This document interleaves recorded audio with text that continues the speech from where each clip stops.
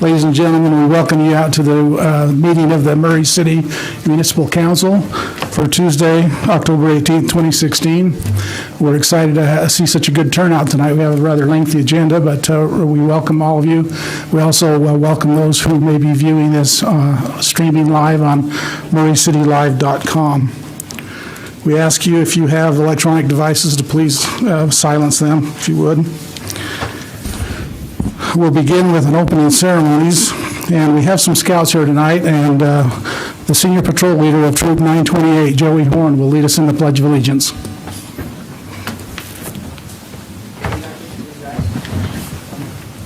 Please repeat the Pledge of Allegiance after me. I pledge allegiance to the flag of the United States of America and to the republic for which it stands, one nation, under God, indivisible, with liberty and justice for all.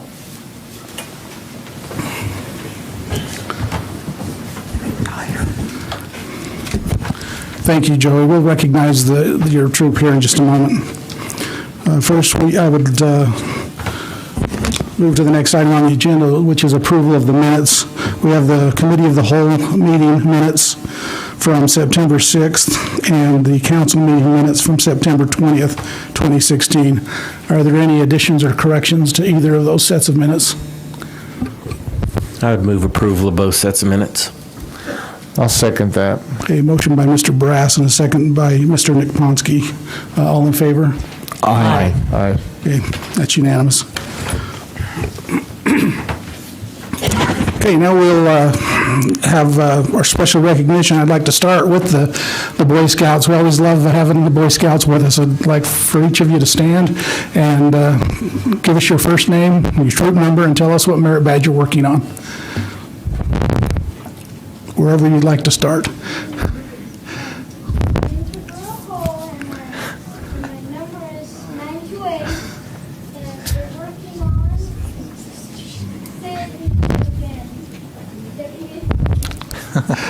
Okay, very good. I'm Joey Horn, and I'm the senior patrol leader of Troop 928.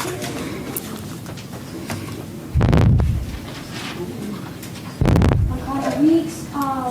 We're from 98, and we're working on since 2. I'm Lucas Romero, from Troop 928, and I'm working on citizenship.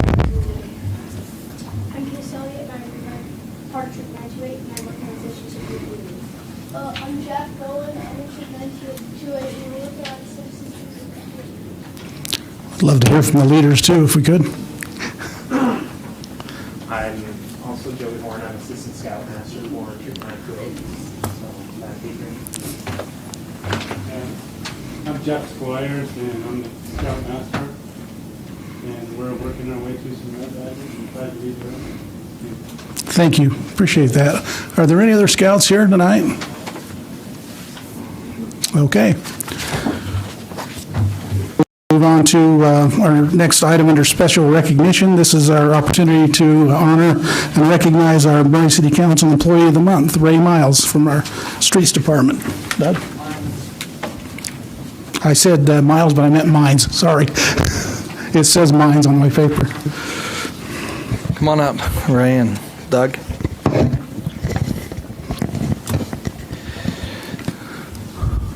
Come on up, Ray. You look way too young to be here 33 years, so that's a nice compliment. Now your boss, Doug, looks like he's been here 105 years, but... Anyway, we started this program quite a few years ago, and one of the directors or department heads will nominate, and Ray was nominated as Employee of the Month. And as a council, we just want to show our appreciation for all that you do for the city, especially 33 years. That's a heck of a long time. And Doug has given tons of compliments. I've heard compliments from other ones in your department. And so we as a council like to recognize you and give you this certificate. And your name will go back up on the wall there.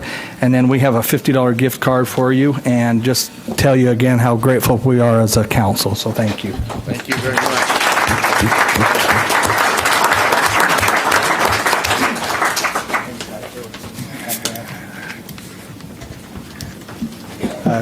Councilman Hills, have you ever heard the saying that all of us bald guys look the same? I have. Well, I appreciate this opportunity to be able to say just a few words about Ray. Ray told me that he started working for the city 2 days before he turned 16 years old. So that doesn't, of course, include the 33 years. If we add those, he's actually worked for Murray City for 36 years old, or 36 years. Ray, when he got his driver's license 2 days later, we trained him to drive a 10-wheeler, and he's been driving a 10-wheeler ever since. But Ray is a field supervisor in our street department, and as such, he manages the crews that construct our streets, that maintain our streets, and repair the streets. So if you've been in Murray City or driven through Murray City, I often get compliments from citizens outside of Murray, and they say, we always know when we get to Murray City because the streets have been plowed and the roads are mostly in good condition, and I think the credit can go to Ray and his crews for the fine work that they do in our street department. Ray is an extremely hard worker. He's also a person that everybody likes to work for. He's got the kind of personality that people just appreciate and enjoy working around Ray and with Ray. And so, Ray, I just want to say congratulations on behalf of the Public Services Department and also Mayor Iyer and all of the council and city staff. And we want to give you an opportunity just to say anything that's on your mind. Well, I don't know if I'm worthy of this or not, but I do appreciate it, and I like working for Murray. Thank you.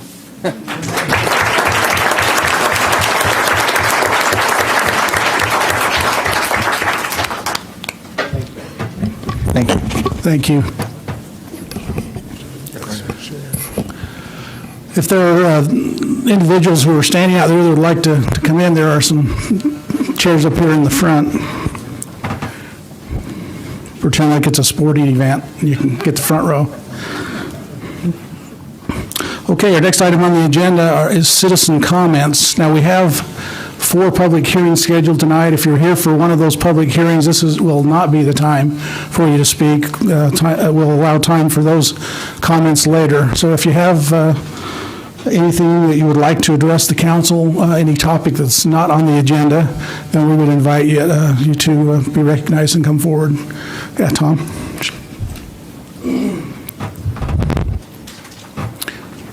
You'll state your name and address for the record. Good evening. I'm Tom Henry, 5000 South Glen Street. First off, I wanted to say thank you to the council and the mayor for the pumpkin races. If you guys miss those, next year you got to do it. You actually have to put axles in a pumpkin and run them down the hill in the park. They close the street for the night, and it's a blast. The mayor's didn't do too well this year, and it did end up getting smashed. The ones that don't do so well, or the cheaters, they smash them with a sledgehammer. Anyway, thanks again for that. I wanted to say, if I could, there's an upcoming event in the park also that's called the Haunted Woods. Many of you are familiar with it. It's been going on for over 30 years. And it's happening Monday, Tuesday, Wednesday on the 24th, 25th, and 26th from 6:30 to 8:30 p.m. If you can, please be there. Thank you. Okay, thanks, John. Is there anyone else? Is there anyone else who would like to address the council? Seeing none, we will close our citizen comments then and move on to the consent agenda. Item 3.1 is to consider confirmation of the mayor's appointment of Wendy Parsons Baker to the Murray History Advisory Board in an at-large position for the remainder of the term that expires on August 1st, 2017. Mayor Iyer. Thank you, Councilman Kemp. I'd like to ask Wendy if she would please stand. There she is right there. And Many of you might know her father, who has been very active in our city and been a longtime resident here, Bruce Parsons. Wendy was born and raised in Murray, as many of us that still live here was. She went all the way through the Murray school system, and she worked in the building that was a historical building for most of her career. She loves history. She loves historical buildings, the restoration of them, and she looks forward to preserving our past and protecting the future as well. So I would recommend highly, after my interview with her, I would recommend highly for your consideration for her confirmation to the Murray History Advisory Board at an at-large position. Thank you, Mayor. Thank you, Wendy. Any questions of the mayor? I'll entertain a motion then to approve the consent agenda. Yeah, and I'll move that we approve the consent agenda as read. I'll second that.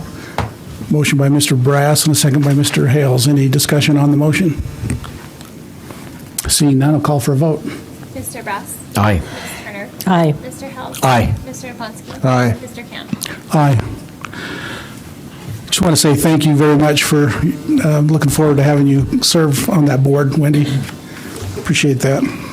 Thank you, Wendy. That's awesome that you're going to be serving on that board. We appreciate it. Okay, our next item on the agenda will be item 4.1, will be public hearing number 1. This will be to consider an ordinance related to zoning, amends the zoning map for property located at approximately 4950 to 5056 South State Street, Murray, Utah, from MCCD to CD. And the applicant is Intermountain Healthcare, and staff presentation by Tim Tingey. Council, this item was considered at the Planning Commission meeting in September 15th, and they provided a recommendation, which I'll talk about in just a minute. I just want to go through slides so the public understands what properties we are talking about related to this rezone. Keep in mind, our general plan designates future land uses. This is not a general plan amendment. The general plan supports this proposal, which originally these properties were part of the Murray City Center District when we did the change and actually added that ordinance with the properties included in that. The general plan supports it as CDC development, which I'll talk a little bit here in just a minute. But the properties are here on State Street, as you've mentioned, just south of Vine Street, adjacent to the creek and the Intermountain Medical Center.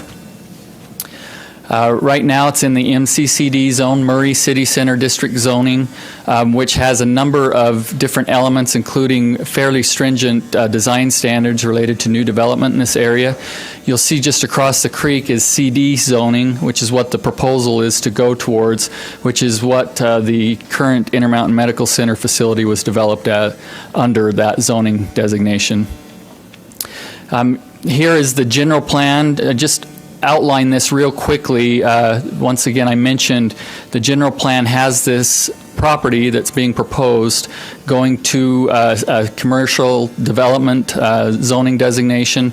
So once again, this is not in conflict with our general plan at all. That's why you're not seeing that amendment.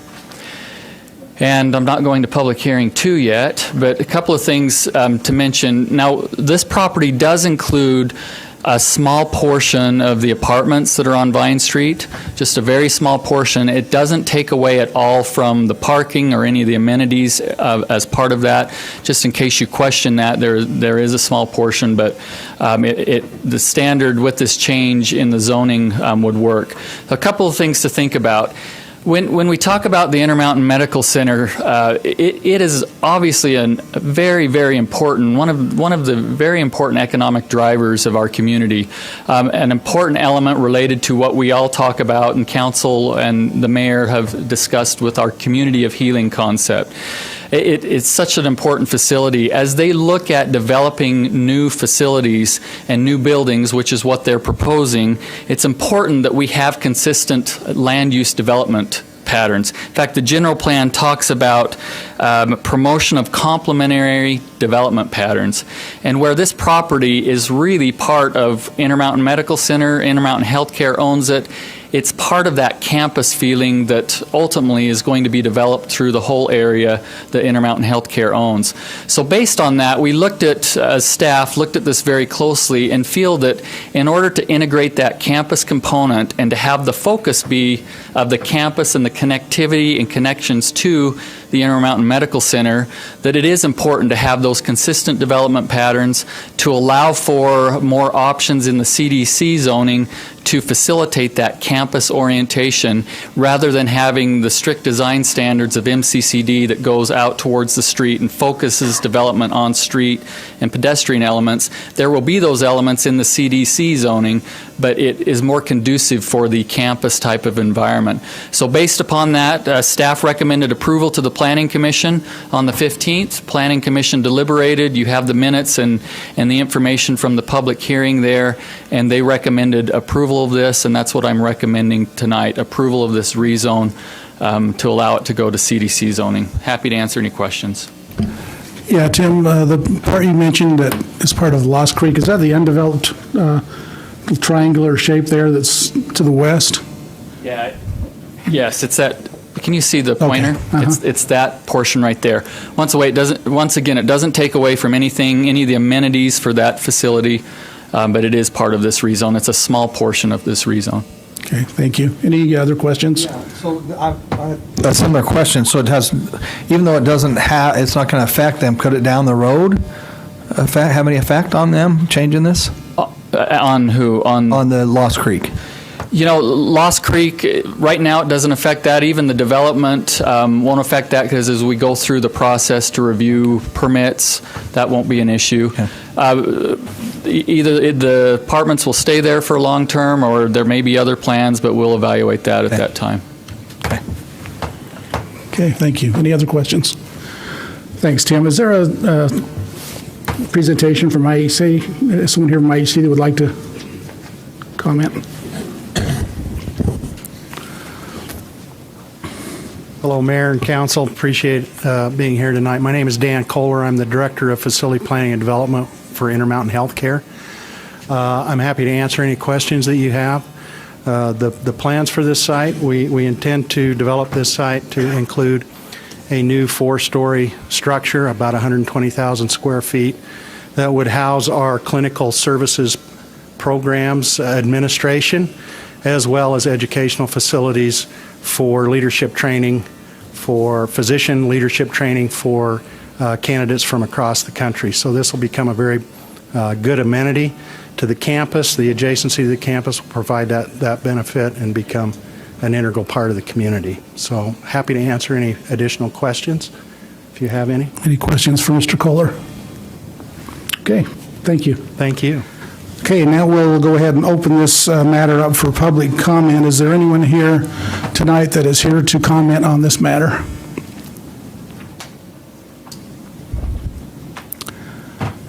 Seeing none, I will go ahead and close the public hearing and bring it back to the council for action.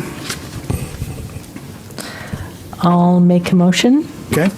To adopt the ordinance relating to zoning. It amends the zoning map for property located at approximately 4950 to 5056 South State Street, Murray, Utah, from MCCD Murray City Center District to CD Commercial Development.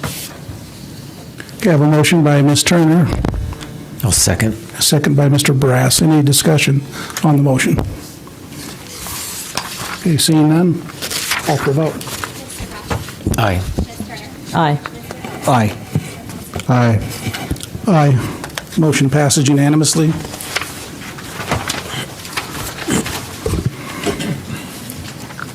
Brings us to public hearing number 2. Item 4.2.1 is to consider an ordinance relating to land use, amends the zoning map for property located at 1187 West Bullion Street, Murray, Utah, from A1 agriculture to R110 low-density single-family and R18 low-density single-family. Tim? Well, let me just comment before you start, Tim, is if any of you were here because of the error that was made on the notice, the last notice that went out for the public hearing says that where the council is considering amending the general plan from residential, single-family, low-density to commercial retail. That was an error in the letter. That is not the case. So if that's your concern, we're not considering this for commercial tonight. Tim? Okay, once again, this item was also considered by the Planning Commission on September 15th. There's a requirement under state law that there's public hearings held by the Land Use Authority, as well as it comes to the City Council for a public hearing. The information and comments that were made at the public hearing at the Planning Commission, all of that information was forwarded to the City Council as part of your packet. You have those comments and information related to that, and I'll talk about the recommendation here shortly. This is property. This is a map showing the property, about 25 acres, just south of the Bullion there. This is an aerial rendering of that. If you can see the red here, it's right adjacent to the freeway, close to the Jordan River Parkway. What they are proposing is they're proposing 2 land use designations and really splitting the property, not quite in half, but right in this area that you can see right in the middle of the property. One half of the property would be being proposed tonight to go R18, which requires 8,000 square foot lots. And single-family development is the primary development related to that. And then the other portion, which is on the east side, would go to 10,000 square foot lots. There are 2 different zoning designations, R18, R110, same uses. It's a residential use. The majority of the city, especially residential in the city, is developed under these 2 zoning categories under low-density single-family. They're both low-density single-family. They're not medium density, they're low-density. So right now it's zoned A1. Agricultural A1 is the zoning designation. That requires lots of an acre or greater. This change would require lots, if they're developing single-family, to 8,000 square foot lots on the west side, as I've mentioned, 10,000 square foot lots on the east side, 10,000 square foot lots on the west side. This is the existing zoning. I mentioned A1. To the west, you can see the R110. There's already properties that have been zoned R110 to the west. So this property would be divided roughly in half, and the majority, or that portion close to the R110 would be conducive with that type of designation, which is R110. Then on the other side, to the east, is the R18. You can see off to the right-hand side of the screen there, the majority of all of the development that's single-family in that whole area is R18. And so both types of zonings, both of the split, those types of zonings, that development pattern is in place that allows for both of those. The general plan has this going from A1 to single-family low density. This is not a general plan amendment because it's exactly what the general plan outlines as the future land use is going from A1 to these low-density residential designations. Go back there and show me Bullion, okay? So if you can see where the red outline is, I'm having a hard time finding the mouse here. Do you see that is Bullion Street right there. Okay, thank you. So it's just south of Bullion. So anyway, based on that, there was the public hearing. The information is submitted to you. The staff of the Administrative and Development Services Department recommended approval, feels that it's consistent with the general plan, feels like it's conducive with the area and the development patterns around that. Planning Commission deliberated. They recommended approval as well, and that's what I'm recommending tonight, approval of this change in zoning. Happy to answer questions. Are there any questions from the council? Is there a sponsor presentation on this one? There are representatives here if they would like to come up. They are welcome to if they'd like to.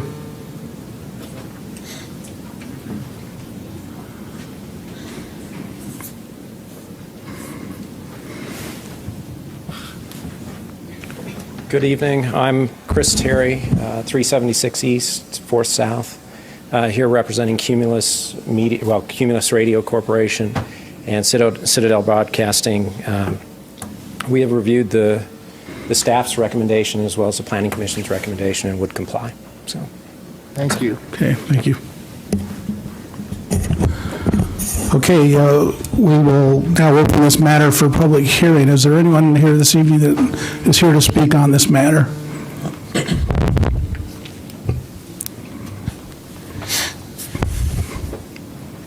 Seeing none, then we'll close the public hearing and take it to council consideration. Is there any discussion, further discussion? I'll entertain a motion then. I'll make a motion that we adopt an ordinance relating to land use, amends the zoning map for property located at approximately 1187 West Bullion Street, Murray City, Utah, from A1 agricultural to R110 low-density single-family and R18 low-density single-family. This is from Cumulus Radio Citadel Broadcasting applicant. A motion by Mr. Nick Ponsky. I'll second. Second by Ms. Turner. Any discussion on the motion? Call for a vote. Aye. Aye. Aye. Aye. Aye. Motion passes unanimously. Okay, we'll move to our item 4.3, which is public hearing number 3. This is to consider an ordinance enacting Chapter 17.65 and amending Section 17.96.020 and 17.100.020 and 17.104.020 and 17.108.020 of the Murray City Municipal Code relating to residential beekeeping.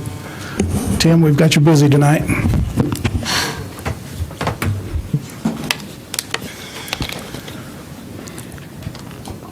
Okay, I'm going to give a little bit longer presentation because I think there's a few people here for the next two items, and there's quite a history with both of these items. So I want to make sure everyone understands where we've been and what we're considering tonight and what the issues are related to that. So back in late 2013 and into early 2014, there was direction for staff to start looking at, and I believe it was through discussion from council members and through the mayor's office, looking at some modifications to allow for beekeeping in residential zones. There was also the concept or the proposal related to chickens. We're going to talk about that shortly, but this history and background relates to both of these. So right now, just for everyone to be aware of, we allow beekeeping in agricultural zones. There are a fairly limited number of agricultural zones in the city. We do allow it, but just in those zones. So residential areas, particularly single-family residential areas and multifamily, we do not allow for beekeeping. It's strictly for the A1 zones. So we were directed to draft some ordinances to get input related to that. We went through some processes where we had public open houses related to a variety of land use issues, including beekeeping, chickens, and a variety of other elements, and received a lot of input from those processes and drafted the ordinance, took it to the Planning Commission, and there was a lot of deliberation on these issues. And I will specifically state with beekeeping, there were a lot of issues. There were issues of concern. There were issues of people wanting to see these changes to occur. And so it went to the Planning Commission after multiple public hearings, and they recommended approval. It was not unanimous. And then as we forwarded this to the City Council, there is a lack of consensus, I guess, in the community. A lot of people had many concerns about allowing these in residential neighborhoods, and a lot of people really wanted to see that. So we talked with the council about going forward with a scientific survey that we were doing anyway as part of our general plan process, where we would survey through a random sample 1,200 residents, and we didn't get that many surveys back, but we wanted to ask a variety of issues related to land use, economic development, the city in general, and some of the questions were related to beekeeping. And in that, there was responses of that in that survey that outlined or that stated that there was a high percentage or a mixed percentage, 38% stating that it was very or somewhat important to allow this. There was 27% that indicated that it was very or somewhat unimportant to have it, so more in opposition.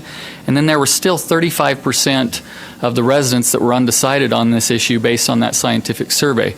So staff made recommendations as part of that, and our recommendation was simply that there is just not a whole lot of great understanding of what really the desire is for the majority of our citizens are. So we recommended that we remain the status quo, that we maintain allowing these in A1 agricultural areas, and that's it.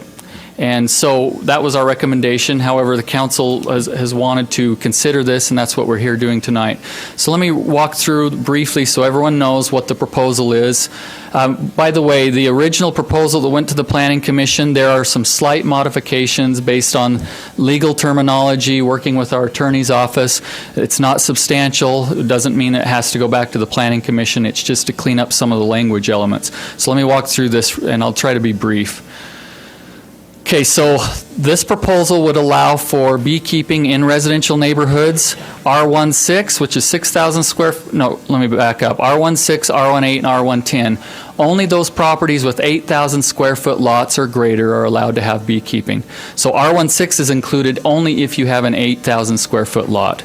And it outlines this classification, and it includes the classification of allowing them.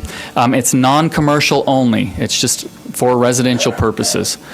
The proposed standards include you have to obtain a permit, applicants must be beekeepers, go through training, it has to be on the residential property. Someone can be a beekeeper and have it on someone else's property as long as there is permission granted, and that goes through a process. Plans have to be submitted. There has to be certificate of insurance by the property owner, verifying that beekeeping is covered under their insurance policy, and certificate of completion of training or documentation that they've gone through a training element. There's also a $100 permit fee. They have to provide written consent of the property owner if it's located, as I've already mentioned, and not owned by the beekeeper that is using the property. Proof of state registration. There are state guidelines related to this, and they have to provide that registration, and it has to be maintained for the life of the hive on the property. The quantity of hive permitted is outlined here. 8,000 square foot lots are permitted, no more than 2 hives, and it goes 9,000 to 12,000. You can see 3 to 6 hives depending upon the square footage of the lots. There are identification signs that are required to be on the property and on the in the apiary area, and it outlines the address and telephone number of the owner or the person that's has the apiary. Lot requirements, they're permitted in a fenced rear yard or completely fenced corner side yard. So no hives may be kept in the front or side yard, especially if there's not a fence. Hives shall be located 10 feet away from all property lines, 10 feet away from dwellings on the lot, and 25 feet away from dwellings on adjacent lots. There's hive structure requirements. Only hives with removable frames are permitted in order to allow for inspection. No bee comb, dead bees, or related apiary debris shall be left upon the grounds to mitigate pest proliferation. So those are the elements related to this. I just want to outline real quickly, and then I'll be done speaking here for a minute. A couple of things. Some of the concerns and some of the pros and cons that we heard through this public process. I don't want to summarize all of the comments because there were a lot of them, but some of those opponents of this ordinance include the concerns about individuals, including children that on adjacent lots or close to the area being stung, and especially if they have allergy issues. There were concerns about the residential neighborhoods and the small size of the lots, relatively speaking, compared to A1 or agricultural lots where you have an acre or more, not being conducive to this type of use because of those small lots.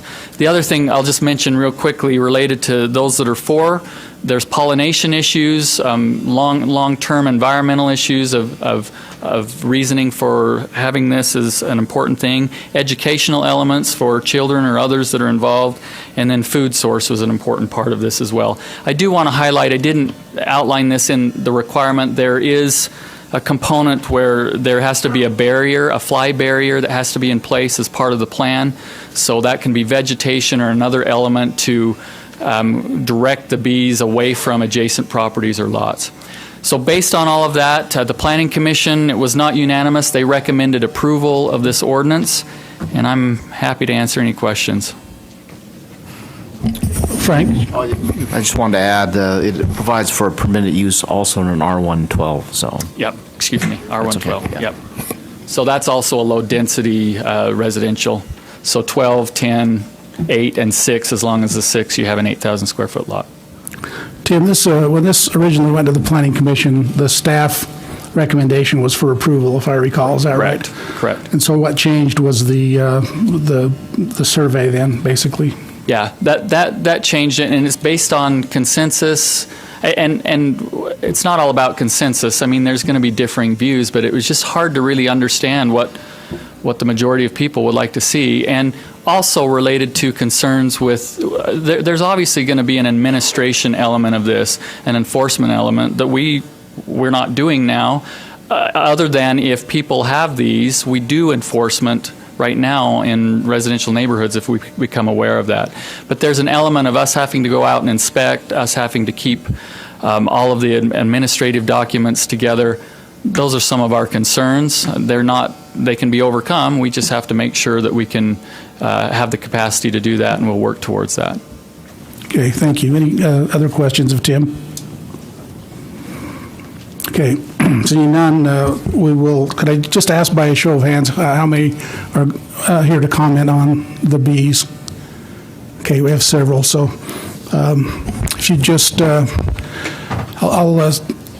sorry, what? Oh, yeah. Each one of you comes up to speak. We ask that you fill out a form here, address your comments to the council, and again, by show of hands, we'll just call you up individually. 3 minutes. Oh, yes, thank you, and we have a 3-minute time limit as well. Sir, would you like to come forward? State your name and address for the record.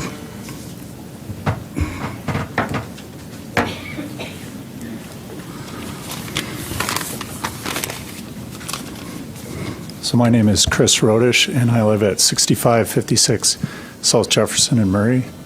And I'm employed by the County of Salt Lake to inspect beehives. So I'm the apiary inspector.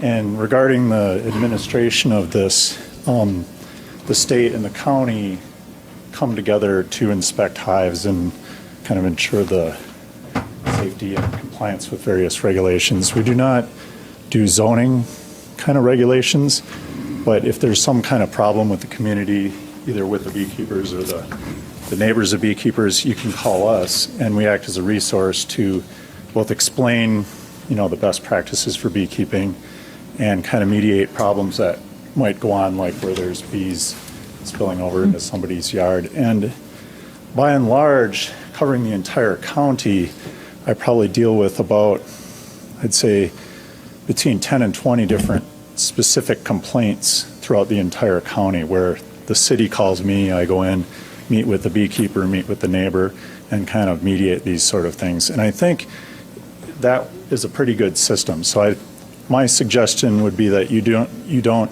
incorporate some kind of regulatory mechanism within your city, but you rely on either the Utah Department of Agriculture and Food or me as the county inspector. And I would also recommend that I think the current system that most of the other townships rely on, where they use the state registration, is probably sufficient for your needs. I'm actually the guy that they call when there's problems. And a variety, people can either call the health department or zoning or animal control, but by and large, they either call the Department of Agriculture or they call me to kind of mediate these things. And by and large, it's not too much of a problem. There are cases where a beehive is causing a nuisance to a neighbor to the point where there's a concern. And usually then we default to zoning under the nuisance law. If something is a nuisance, even though it's allowed, the beehive is removed. And I haven't been in any shootouts or cases where we had to have really serious contention. Certainly people don't want to have to get rid of their beehives because their neighbor didn't like it, but usually it boils down to that if that's the case. Because the health department, if they get involved, they kind of recommend, look, there's an allergic person next door, things like that. As far as homeowners insurance goes, a lot of homeowners insurance have no sort of mechanism for this, and they really don't know what to do with it. I'm with Farm Bureau because I live on one of the A1 properties that's grandfathered to do bees, and they were totally good with that. It's livestock, because bees are considered livestock. So there are insurances that are available, but it's kind of uncommon to require that as far as they're concerned. And I'm going to leave a few cards. If there's people in the audience who are concerned about bees, either one way or another, feel free to contact me, and I'll leave you with some cards so you can contact the city if you have information. Thank you.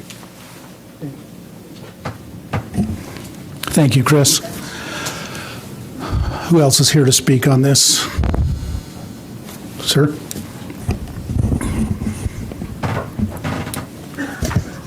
My name's William Strong. I live at 629 East Duck Creek Circle. I'm for keeping the ordinance the way it currently is for a number of reasons. One, people already have the opportunity to move to an A1 zone if they want, or other places in Salt Lake County if they really want to, have bees. Another thing is, I did a little research today about lot sizes in Salt Lake County, and Murray has the smallest lot sizes of any city in Salt Lake County. So whatever someone does whatever your neighbor does on their property is going to impact you. And I think if you are going to amend it, I think 8,000 square feet is just way too small. I don't think you should go lower than, say, half an acre. But I definitely don't think it's a good idea. Well, and also, as was mentioned, with regards to the survey, there is not a clear majority of people, of residents in Murray, that want bees. And I think unless there's a very, very clear mandate to change the ordinance, then I don't think you should. Thanks. Okay, thank you, Mr. Strong. Who else?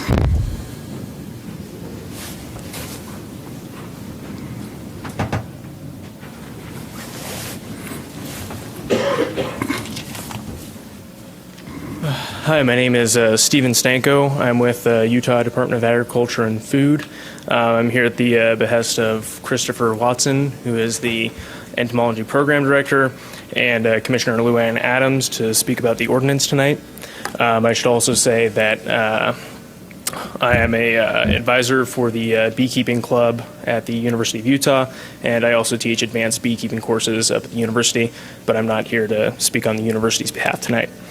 So first, I'd like to say thank you for having this hearing. We're glad that more and more cities are looking into this, and that you're interested in working with beekeepers and looking at allowing residential beekeeping. Many cities throughout the county do it without any significant issues. Salt Lake, I think, is a prime example. They have a very loose ordinance that regulates beekeeping with a very light hand, and they don't have any significant problems. And what's important to keep in mind is that Salt Lake City has a much higher beekeeper density than Murray does, and they have a much higher population density. I keep, we got 20 hives right now up at the University of Utah. Extremely, extremely dense area. No significant issues with those beehives at any point. It's also important to highlight the importance of bees to agriculture in our state. We have over 35,000 beehives in the state that provide millions of dollars in economic value to the state every year. And it's also important to keep in mind the risks that we're dealing with. So I actually had a conversation before the meeting today with the CDC about significant mortality and morbidity from insect stings. Unfortunately, they don't break it down by type of insect, But nationally, there's about 52 incidents with significant mortality or morbidity from insect stings. If we put that in context with lightning, there's about 51 lightning fatalities every year in the U.S. So it's a very, very rare occurrence if we're concerned about allergies, that something significant would happen. And if lightning strikes are kind of the bar for our risk tolerance, then I would urge you to allow residential beekeeping because the risks to human health are fairly minimal. As it currently stands, the Utah Department of Agriculture and Food does not allow anyone to keep aggressive bee stock, and so aggressive bees wouldn't necessarily be a concern for the city, because if there were aggressive bees, that could be referred to us, and we would do enforcement on our end. With that in mind, I don't know if I'm approaching my time limit here, but our biggest focus at the department is compliance, and so while for the most part, we are in support of this ordinance. We wanted to highlight some of the concerns that we had with the registration portion of the ordinance. Namely, first off, the individual registration with the city. While some cities do require registration, you could just request the list of registered beekeepers for Murray City from us, and we could provide you with a list of registered beekeepers. And with the other points I have here as well, the $100 non-refundable permit fee, the concerns that we have with things like this is that it lowers compliance, and what we find is not that you have more beekeepers that are more compliant and doing things to minimize threat to bee health and threats to public safety, but rather they just stop complying altogether. And so if a city has very restrictive ordinances, often we find that people are less likely to comply with state registration. Excuse me, Steve, your time is up. Can you wrap it up in like 10 seconds or? I've got a couple points here, but yeah, I'll go through quickly.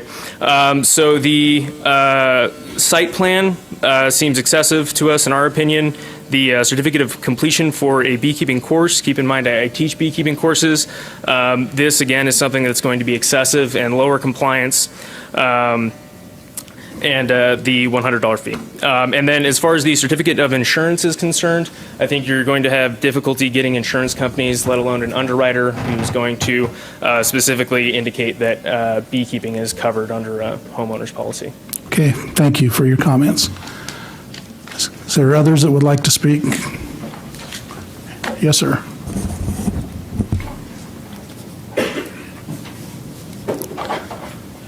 Albert Schubach, 5033 South Commerce. You don't have any bees in that, do you? No, I could put some in there for you, though. I have two companies that pertain to this. One is Utah Bee Removal, where I pull bees out of homes and sheds, walls, roofs, floors, everything you can think of. And the other is where I produce beehives and I educate and teach beekeeping. All in all, the proposal, there's some issues. The $100 registration, I think, is excessive. People already don't. Last year, we had an issue with the state where people were arguing that they had to pay $10 for a state registration fee, and nobody wanted to pay it. $100, beekeepers don't make that much, and so to pay that much in a fee out at the beginning is really tough. This particular hive is a hive that I build and I educate and teach how to beekeep. It starts off as a single little box where a beekeeper learns how to raise their own bees. They wouldn't do that if they had another $100 fee on top of the fees that they're going to have at the beginning. It's just too much. Now, as for your zoning, the 8,000 and up, you already have bees in your properties. There's bees all over the place. When I get calls on the phone, people will say, "Oh, can you come and check? I have bees in my house." And I'll ask them, what do they look like? They'll say, "Well, I know that they're bees." Well, no, okay. Do they have any yellow on them? Well, yes, bees have yellow. Well, no, those are actually wasps. Most aggressive bees, if not all aggressive bees that you're going to be stung by in your neighborhoods and on walks and trails are wasps and hornets, not honeybees. When honeybees are away from the hive, they actually don't have any desire away from the yard. They don't have any desire to attack. They have a desire to go get water, go get nectar, go get pollen. they don't have a desire to look for a victim. So it's the wasps and hornets, and it's the other things that we don't really look at. We don't draw attention to them, and they're the ones that are aggressive. I get stung all the time by bees. I don't swell. Now, that's me. Hornets and wasps, I'll swell and I'll stay swollen for a long time. It's a totally different type of sting. Do you have any questions? Education. Right now in the Valley, in Utah, there's really nothing where somebody is going to go and get a certification for being trained as a beekeeper. Utah, we don't have it. So I don't know where you're going to get that from unless somebody's going to start teaching a class with a certificate. Anyway, hope some of that helps. Thank you for your comments. Are there others to speak on this? Yes, sir.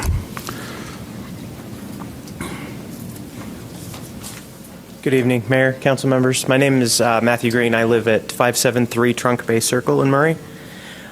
I have a little bit of experience as a beekeeper. Been living in Murray about 10 years now. I can't really speak any more eloquently than the other people that have already spoken. I just want to add my voice to, as a citizen that would really, that thinks that this should be passed. I think that the benefits far outweigh the negative consequences that we could have. And I definitely feel like as long as we implement this, as we start being a part of the enforcement mechanism and being a township and city that has beekeeping, that education will increase and that we'll achieve those other benefits that have already been talked about as far as pollination, as far as also self-sufficiency for our citizens, the ability for them to have economic gain if they are able to sell what they produce. We've all heard in the news, National Geographic specials and things like that, of the decline in bees worldwide. They call it now colony collapse disorder. We don't really know exactly. Many people postulate what it is and what it isn't. But one of the things that we can be sure of is that if we increase awareness and education and we have people that are educated keeping bees, we know that the husbandry that they do to those hives increases the chances of bees being successful. I feel like we need more of them here in this area. I can tell you from the experience that I have in beekeeping in the past that bees that they are not aggressive, as the gentleman had already spoken earlier.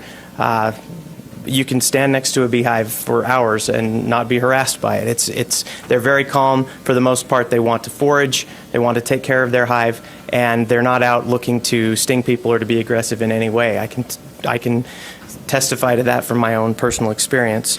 As far as the number, it talked in the presentation previously, there was a little bit of talk about the number of hives that you could allow on a certain area of property. I just wanted to speak to that a little bit because it hasn't been mentioned yet.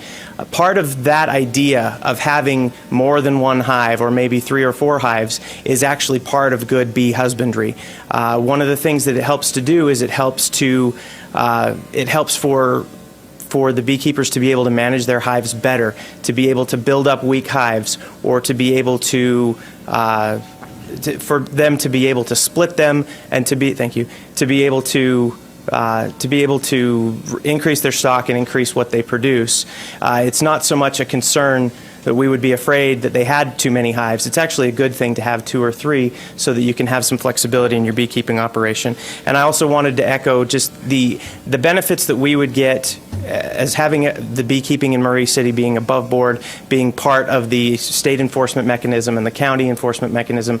Those people are trained and qualified to do what they do, and it will be good to be able to integrate our city in the efforts that they conduct. And I feel that we would definitely in our city be able to benefit much more than any harm that could be produced from passing this ordinance. Thank you. Thank you, Mr. Green, and thank you for your service. Are there others that are here to, okay. I'll get you next. Okay.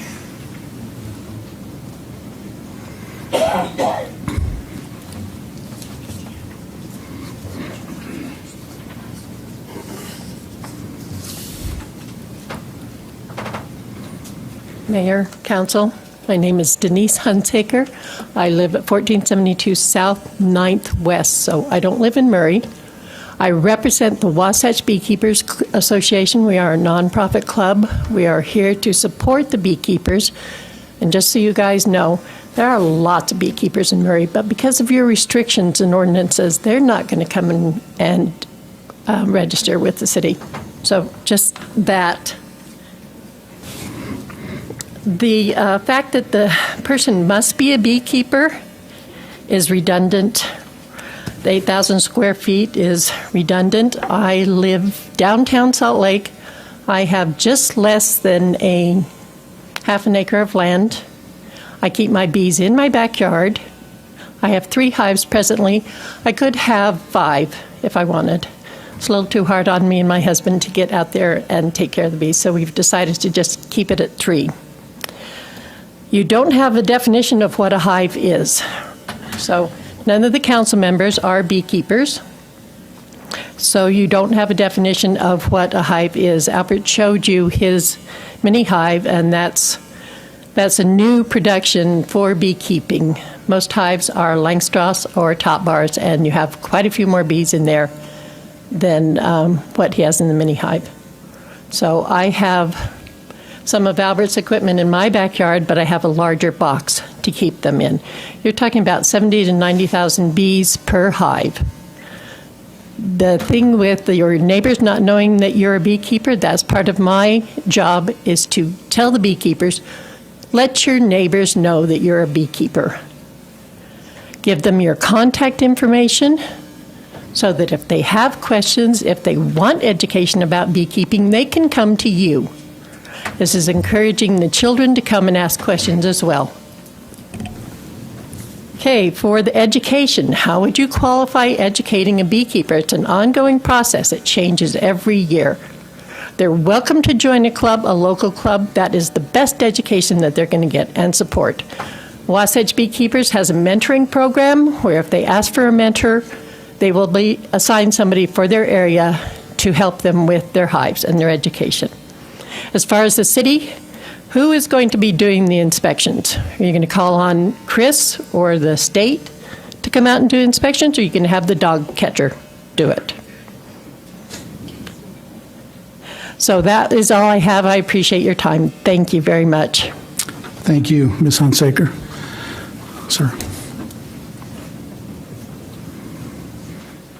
My name is Avery Cook. I live at 4647 South Box Elder in Murray.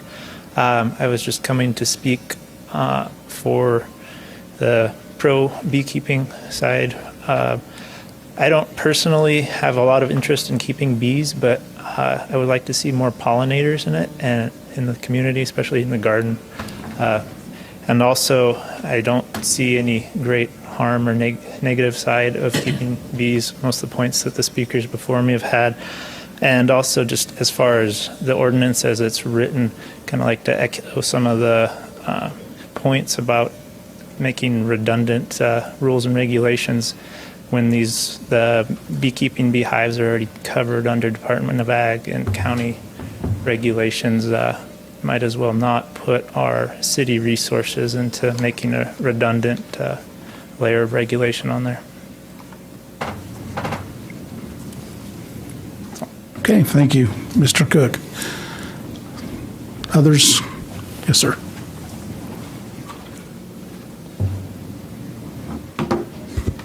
My name is Jake Pearson. I live at 1257 West Edgebury in Murray.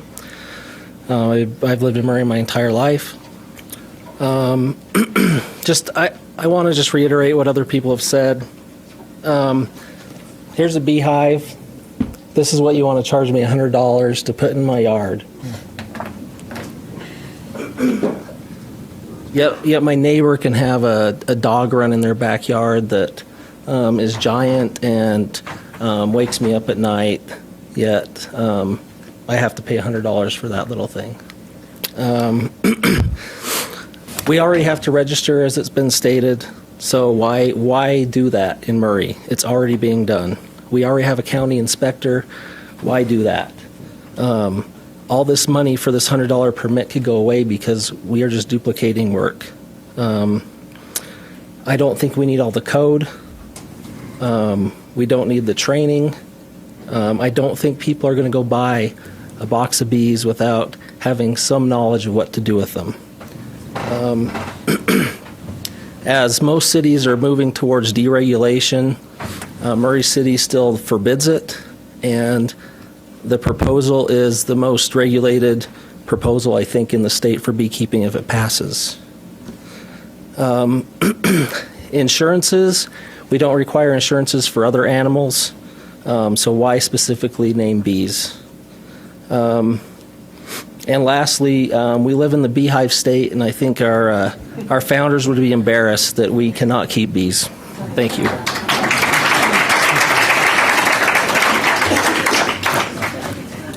Thank you, Mr. Pearson. Others who would like to speak at this time? Sir? We will ask you to please not applaud during the public hearing.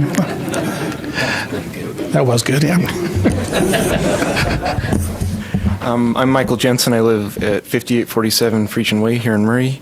And I'm not going to rehash all the stuff that's been said, other than saying that I'm not a beekeeper, but I am a gardener, and I love my fruit trees.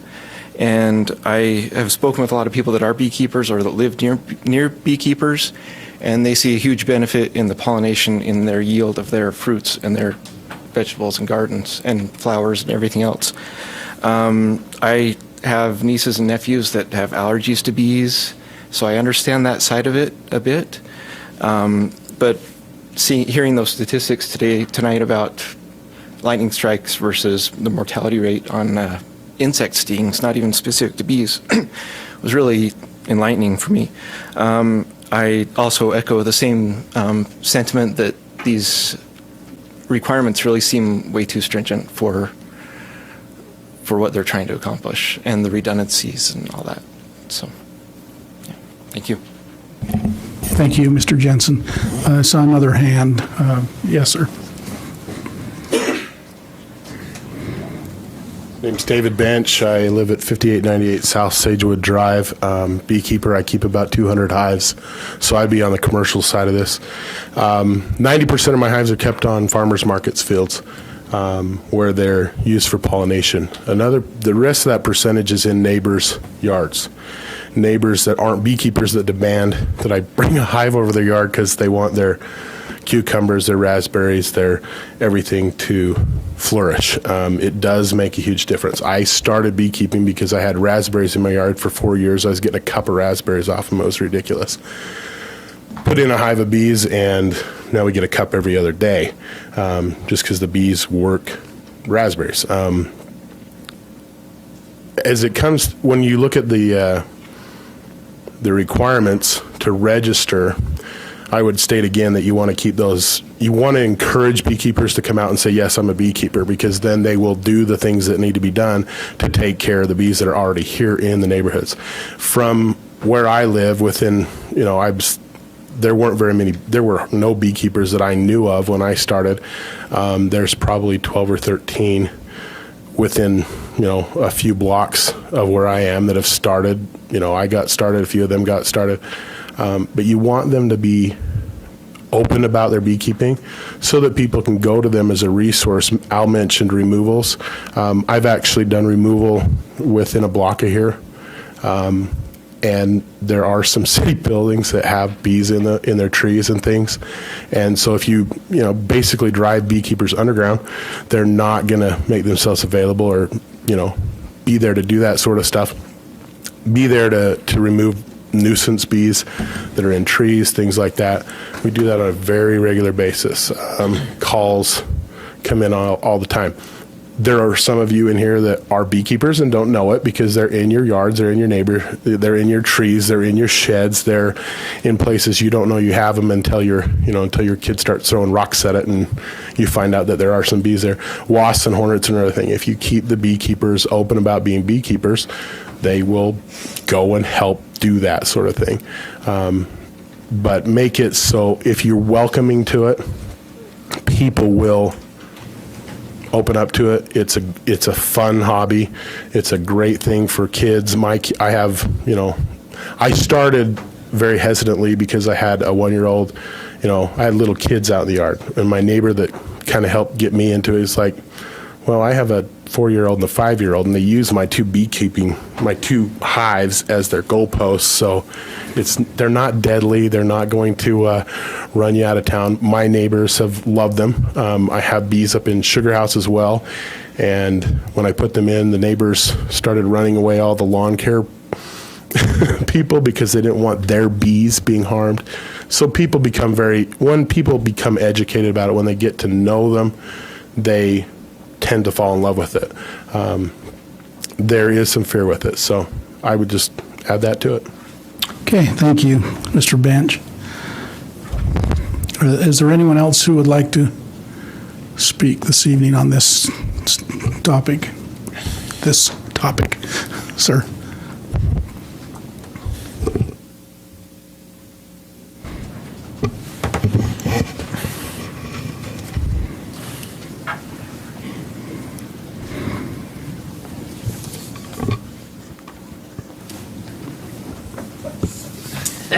My name is Adam Hardman. I live on 6372 South.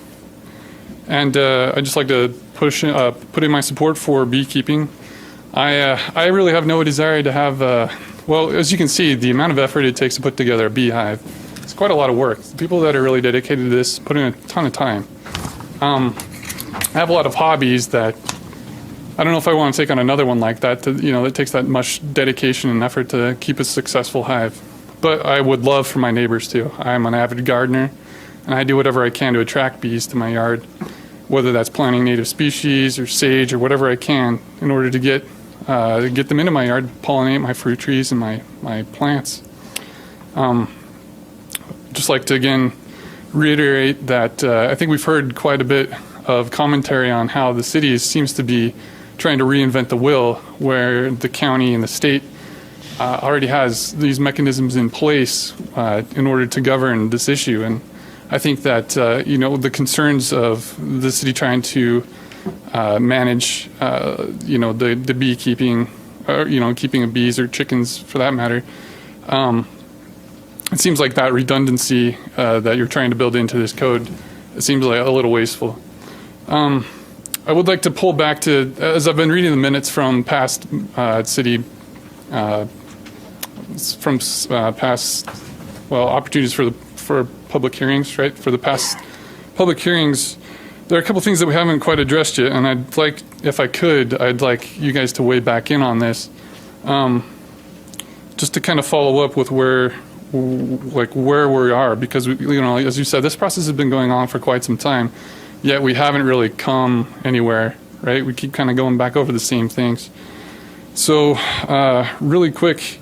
In January 2014, at the Murray City Municipal Council Committee of the Whole, it was brought to the council's attention that, as you guys discussed, you did recommend that you would follow up with the county bee committee, or with the county. What's his name? Well, basically with Chris, to follow up in order to write these rules. And so, my first question is: did you do that when you put together this new code, or the proposition for this new code? So that's my first question.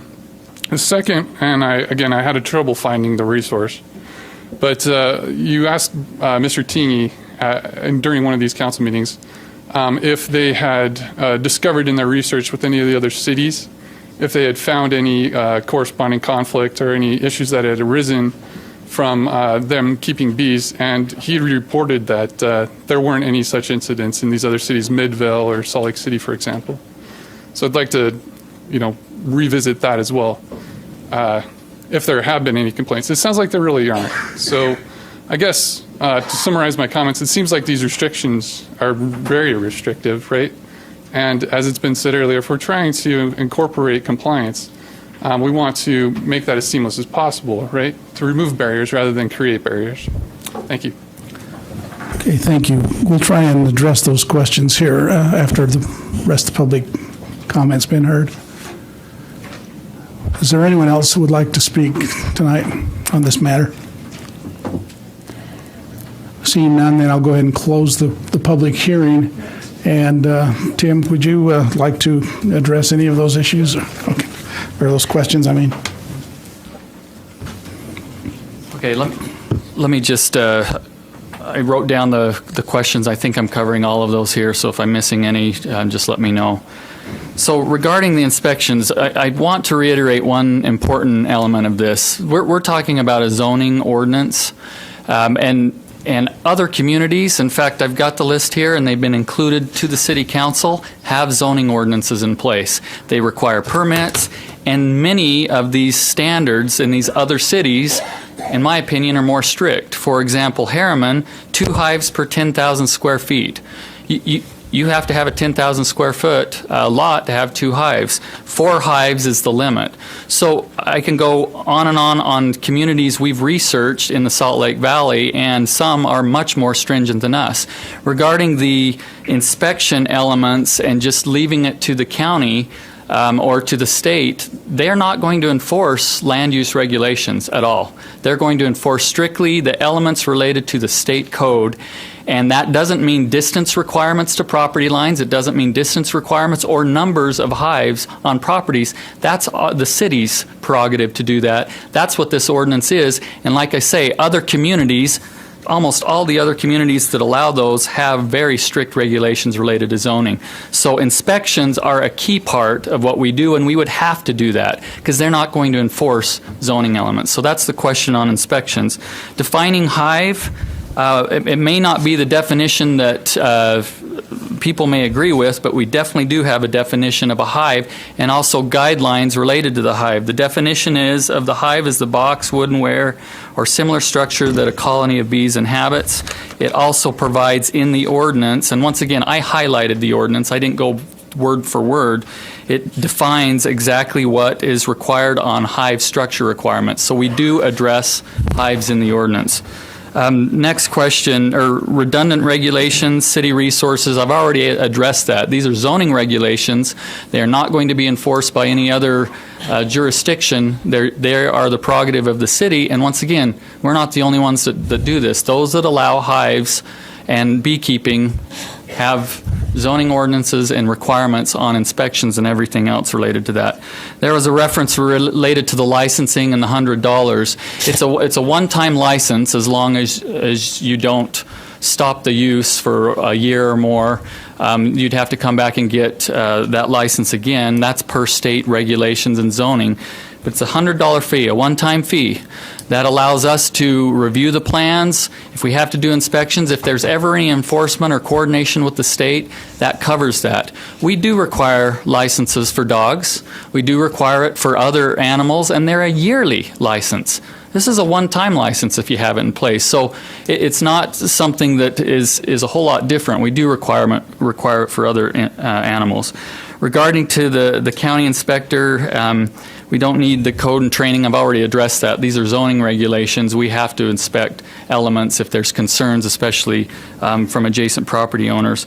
And then on insurances, I think it's been covered earlier by another representative that there is a requirement for what they call livestock. These are classified bees, even though it may not be your typical livestock element. They're classified as that, and that's something that the insurance agencies provide. Regarding consulting with the county, we absolutely consulted with the county. As we were drafting this ordinance, we had conversations with them. We talked to them about that, as well as state representatives. We did that. This is the ordinance that we're proposing now. And then corresponding complaints. We haven't, since 2014, we've talked to other jurisdictions about complaints. Not a lot of complaints out there related to these issues, but we did have those conversations. I think that addresses the issues. I just want to reiterate, this is a zoning ordinance. There's regulations that cities have to enforce. If people are locating hives too close to adjacent residences, we have concerns with that, as well as other issues, and so it is important that we have these elements if you're going to adopt the code. Happy to answer any questions. I think that covers the issues. Any questions of Tim? You have some insight, Tim, to what other municipalities do charge. Yeah, I don't have those permit fees. Okay. All on our research was that were their fees, and yes. That would be good for us to know. I have Harriman, Midvale, Salt Lake City, Salt Lake County, it's not stated, South Jordan, West Jordan, Holiday, and South Salt Lake. Right. I thought that was permit and pretty fee. extensive what you put together when I got that packet, so that was good. Yeah. Other questions? Frank? Just want to address in regards to fees. Most of our zoning and ordinances provide for fees to recoup costs of enforcement and administration, and this will involve an increase in cost of enforcement and administration. That's what the fee covers. In other words, we can't do it more than the cost, but this will. There is a cost involved in implementing this new ordinance. Okay, thank you, Frank. Okay, I'll bring it back for discussion.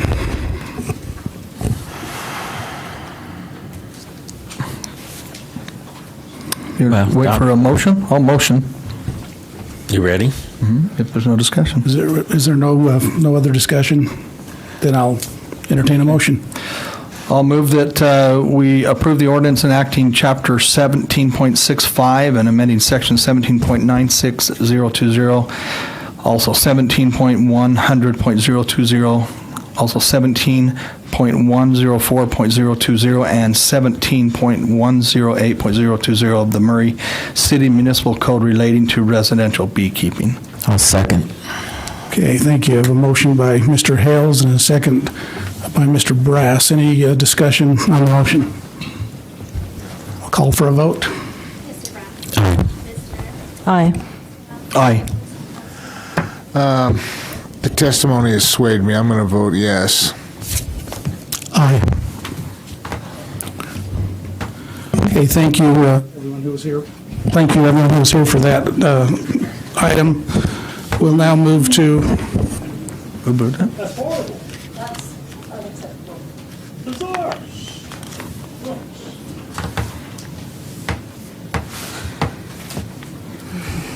Horrible.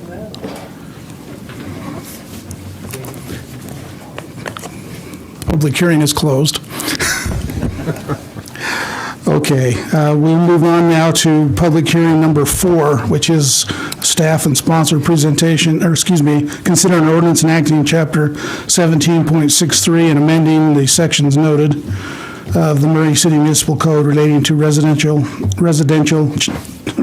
chicken keeping. Tim?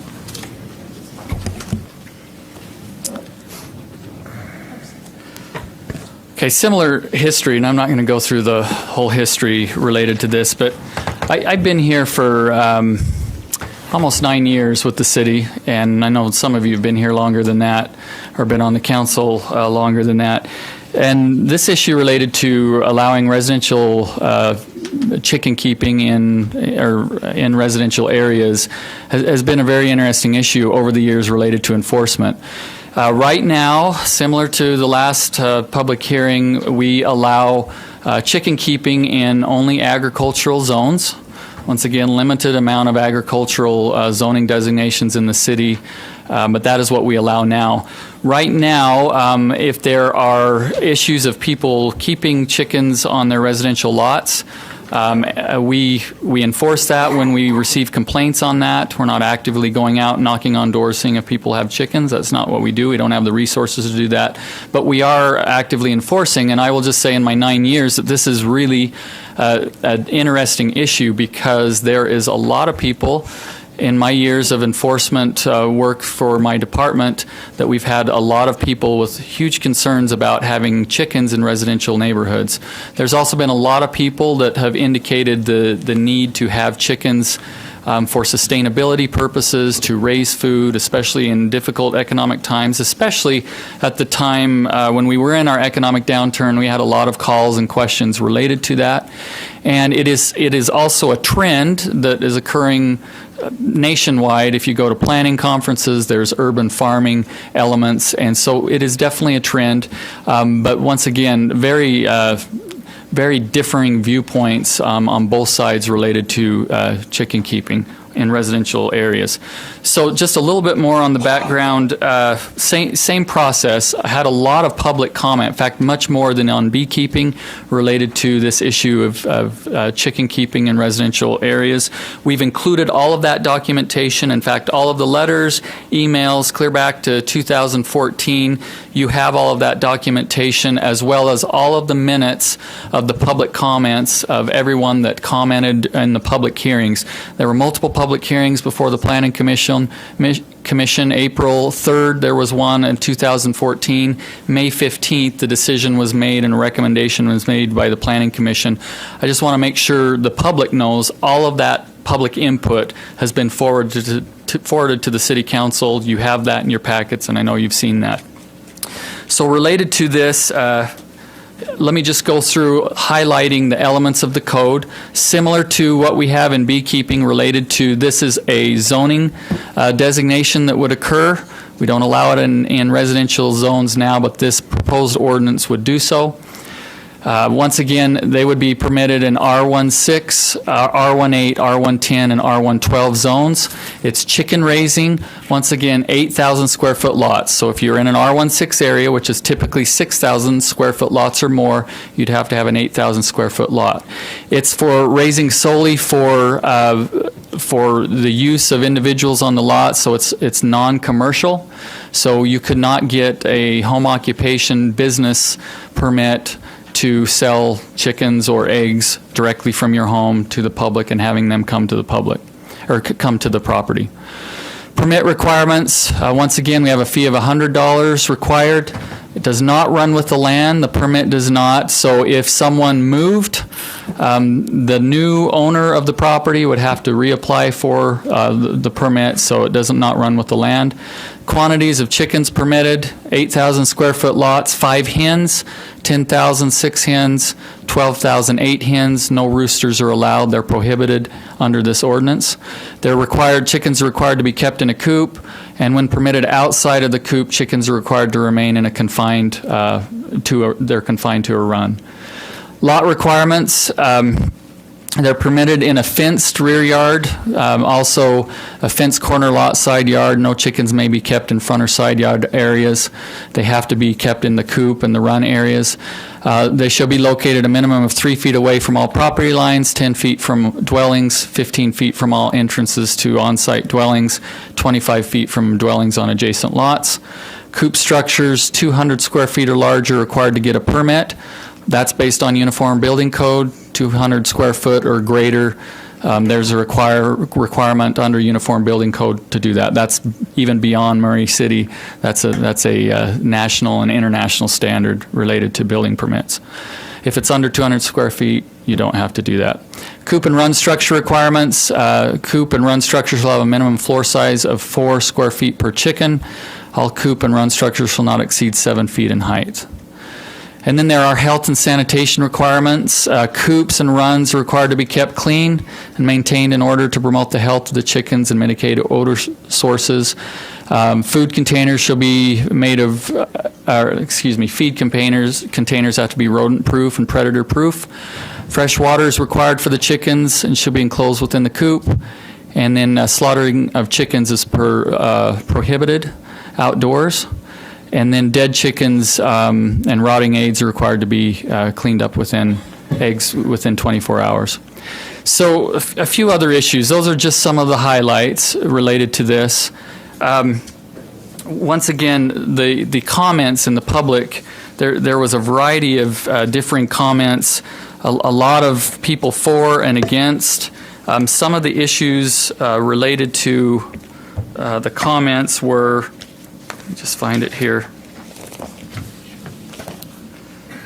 So general issues of those that are against chickens, just in general from the public comments that we've had.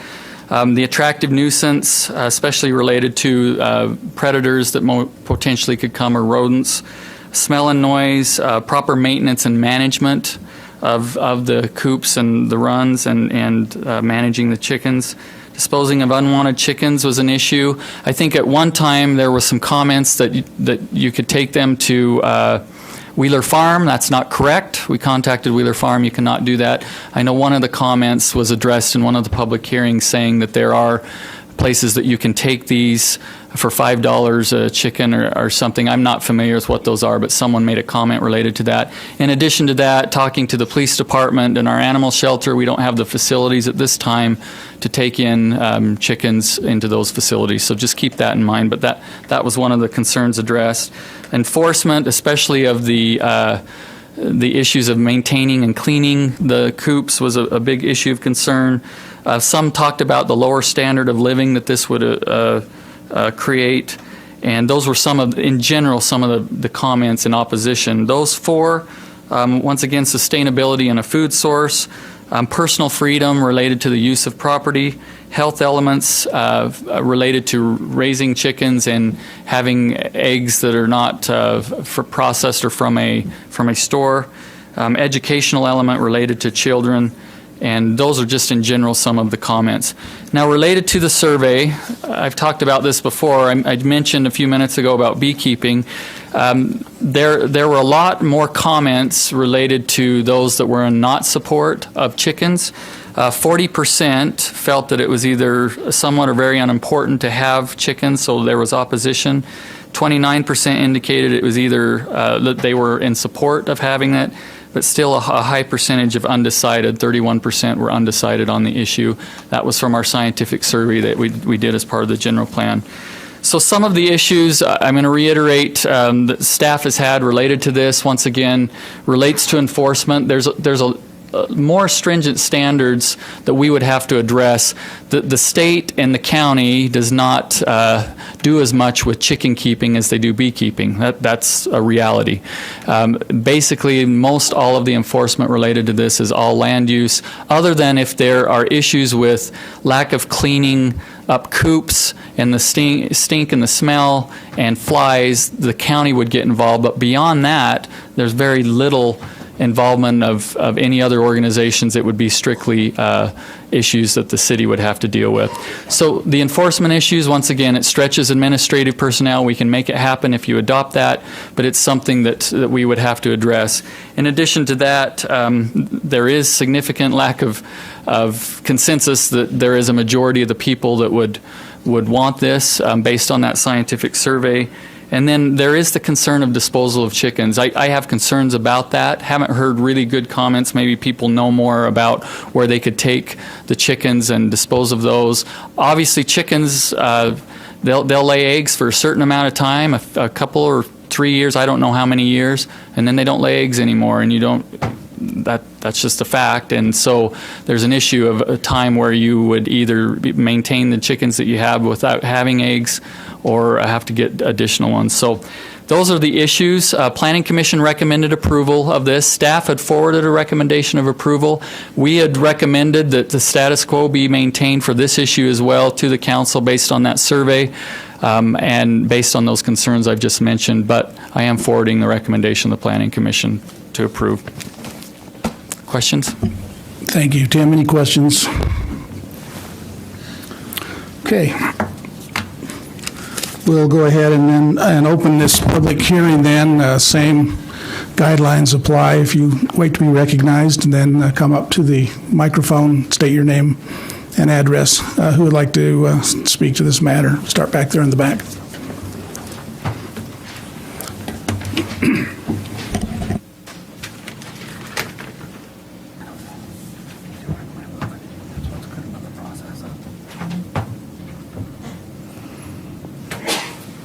Hi, Nick Skolmoski, 5470 Kenwood in Murray, and I'd like to thank the opportunity to come up and talk to you guys about this. I am in support of everything that I'm seeing here. I do think that the $100 is steep as well, but I would agree to it. I believe that everything that's outlined here, speaking on the maintenance and the general upkeeping of the chickens would be adequately enforced with this so as to create the non-nuisance. And if there was the nuisance, then it would just fall back on that nuisance enforcement policy. I think that we definitely move forward with this. So that's me putting my 2 cents in. Thank you. Thank you, Nick. Is there others who would like to speak? Yes. Hi, Sarah Sempt, 1110 East, 5730 South, Murray. And I just also wanted to throw my 2 cents in. I didn't prepare anything, but I want to thank the City of Murray and the Council for hearing this and for taking a progressive view on these situations, because I think that the issue of agriculture, sustainability in urban agriculture, while it might be called a trend, I think it's where we're going, and I appreciate you hearing this. It's definitely something that's being approved in other cities, and I think it's important. I've kept chickens. I moved here from Nevada, and I think that they're wonderful creatures, as well as their properties of providing fertilizer and eggs and all sorts of things. They're also wonderful companions and pets. And I understand that they are work, as all pets are, as bees are, and I think people taking on this responsibility understand that. I also agree that the things you brought forward here I think are really reasonable, and I'm a master's in public administration, so I understand your fees and what you're dealing with here, and I think that $100 is fair for what you're going to have to do to implement these things, but I do appreciate this, and I think this is a good thing, and I hope it moves forward. Thank you, Sarah. Yes.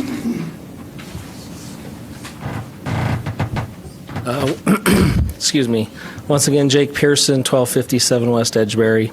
I came for the bees, but I stayed for the chickens. So I would just like to say that I think we should always err on the side of freedom.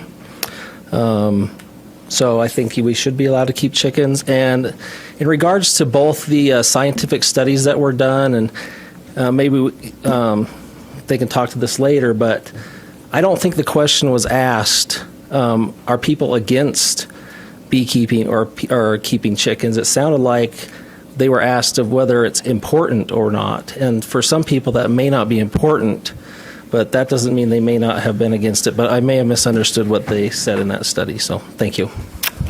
Thanks. Thank you. Anyone else? Let's go back there. Okay. Hi, my name's Teresa Flores. I live at 5188 Lucky Clover Lane. I am supportive of this in the sense that I feel like it's progress in the right direction, better than the current standing where people are not allowed to have chickens in residential areas. There are some points in this zoning ordinance that I don't necessarily agree with, and some things that maybe just because I'm not educated on. In my neighborhood alone, just within a block of my residence, I know of six families who currently have backyard chickens, who have for years. And I know there are others who have talked about it and have looked into it. I feel like that chickens, along with bees and probably most people who get a dog, I think people who get dogs and cats probably do less informing and educating themselves than people who get chickens or bees do in preparation and work to prepare to have those animals in their yards. And so I think restricting those who keep bees and chickens, in my opinion, more restrictively than people who keep dogs or cats maybe is a little down-putting to those of us who educate ourselves and don't go in to get chickens just to have a companion, but we want to do it the right way and take care of our animals. And chickens aren't just, I agree with, I mean, they're companions, they're pets. They have many purposes. I'm curious about the fees that are charged to individuals who have dogs. I am surrounded by 6 neighbors who border my property, and I think 4 of those 6 have dogs in their backyards, and I don't know that they're required to pay a $100 fee, and if they are, I don't know how many of them actually have paid a $100 fee to have a permit to keep their dogs in their backyards that are noisier than chickens in my neighborhood, that are often without leashes when they're taken out in the front yard, who defecate in my yard. And I don't have dogs, but I'm cleaning up dog poop, and that's frustrating. And no, I haven't called zoning regulations on that because I don't want to make a stink in my neighborhood. And really, it's not that big of a deal to me. But I think there are some concerns with this zoning ordinance for me. But I think it's a step in the right direction, and I would totally support you approving it so that we can move forward and not backwards in this issue in our city. Thanks. Okay, thank you. Mr. Strong? No, yeah, Bill. Yeah. Well, it seems to be, seems that I'm the lone voice here advocating keeping things the status quo. This is one issue, though, I feel a bit more strongly about. Bees, yeah, I don't think they're as intrusive if your neighbor has them, but if your neighbor has chickens, it's definitely intrusive. And people would say that they're not, don't know what they're talking about. Because I worked on a farm 3 different summers growing up, and I know how much chickens stink, and they will stink if they're next door to you. So that's a big issue right there. The other thing is yeah, I mean, I agree with the predatory animals. I mean, I think that is a big issue right there. And once again, getting back to the survey, the majority of Murray residents aren't for it. So why are we going to approve something? And I hear people saying this is being progressive. I disagree. I don't think it's being progressive. And the other thing with regards to sustainability, you can do that other ways with a garden or raising fruit trees. I mean, you can be very self-sufficient doing a lot of other things that are totally non-intrusive to your neighbor. Chickens definitely would be intrusive, and I would strongly encourage all of you to vote against this particular ordinance. Thanks. Okay, thank you. Did you want to speak as well? Well, before you start, we'll excuse our scouts. Thank you for being here. Thanks. Okay.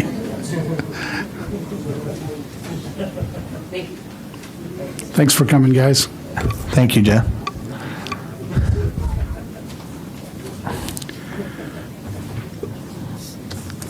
Okay, go ahead.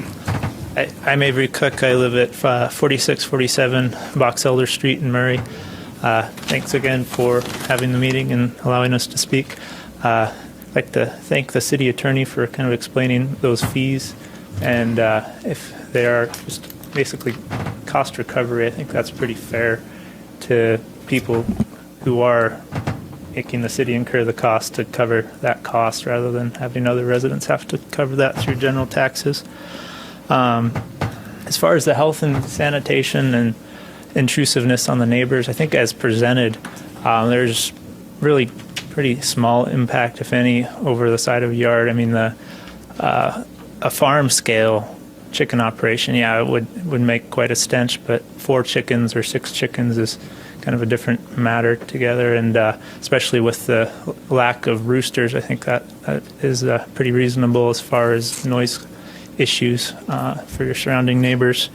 As far as just having them, I think they're real valuable as an education for kids, kind of learning where your food comes from, learning responsibility as far as taking care of an animal that is more than just a companion, but is kind of we're producing your food.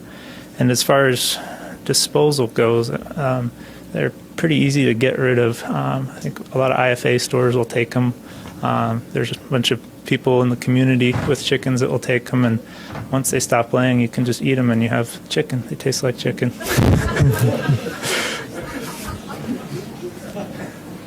Okay, thank you. Yes, sir.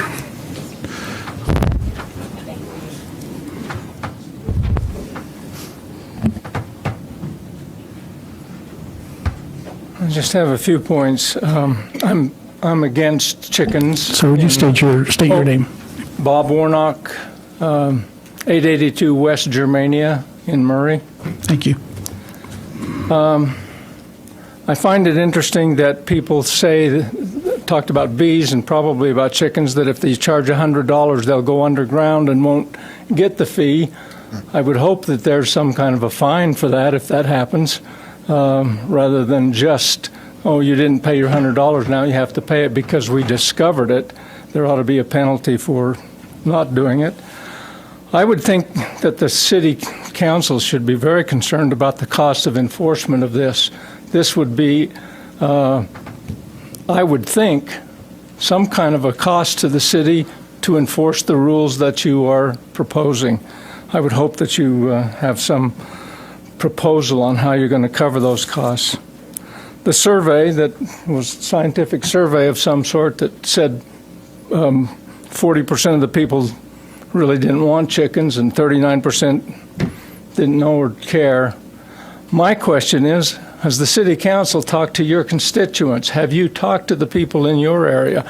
I have neighbors, and I've got to say, I've talked to 5 or 6 of them just around me, and every one of them is against chickens. So I would hope that the city council would listen to your constituents rather than, apparently everybody here is for chickens, or almost everybody, and they're the ones that show up to these meetings, not the people that are against them. And my last concern is chickens do attract rodents. There's no question about that. So I think that's a concern as far as also the cost of enforcement. So thank you. Thank you, Mr. Warnock. Yes, back in the back.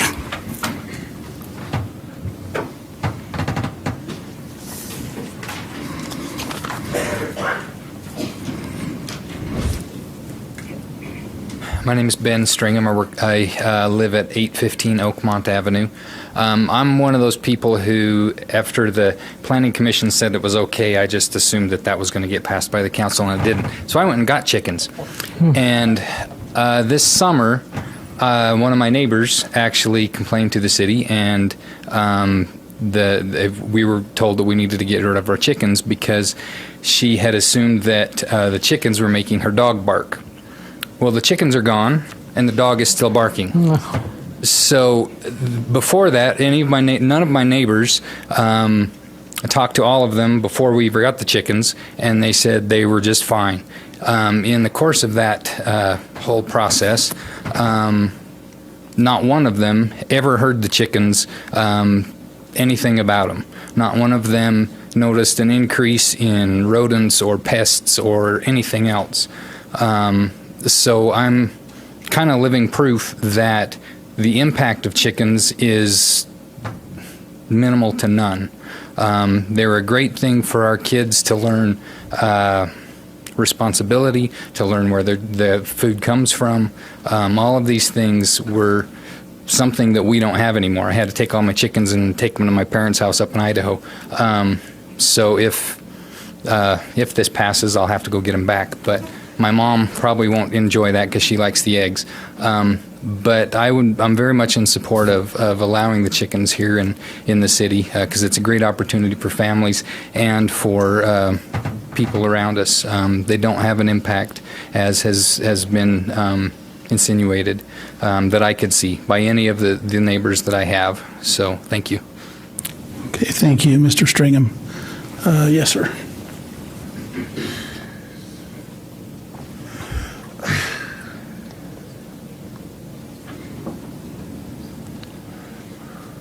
Thank you. So I have been speaking with or harassing. What's your name, Sorry, please? Adam Deason, 5983 South Roanoke. Sorry. You're fine. Go ahead. So I've been visiting the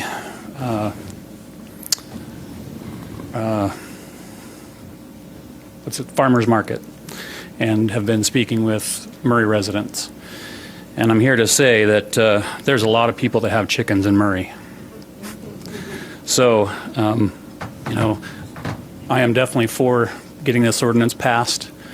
You're going to create a lot of law-abiding citizens tomorrow if you pass it, because they're out there and they want chickens.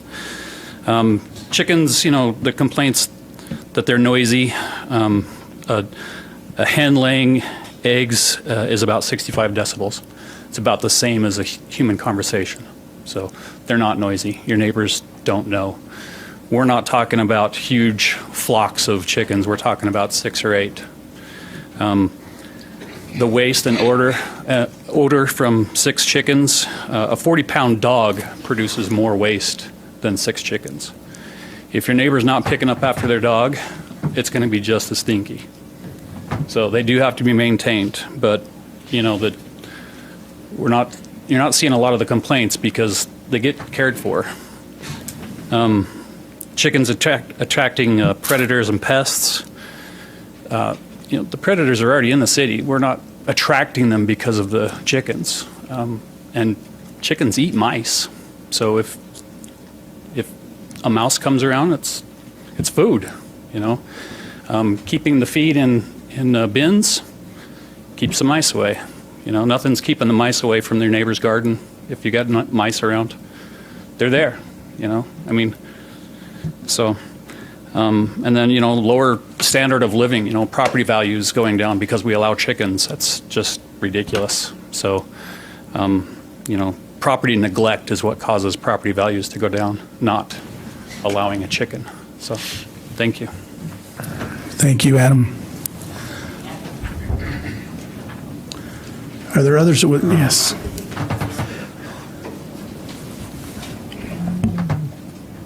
My name's Abby Potter. I live at 565 West Vine Street.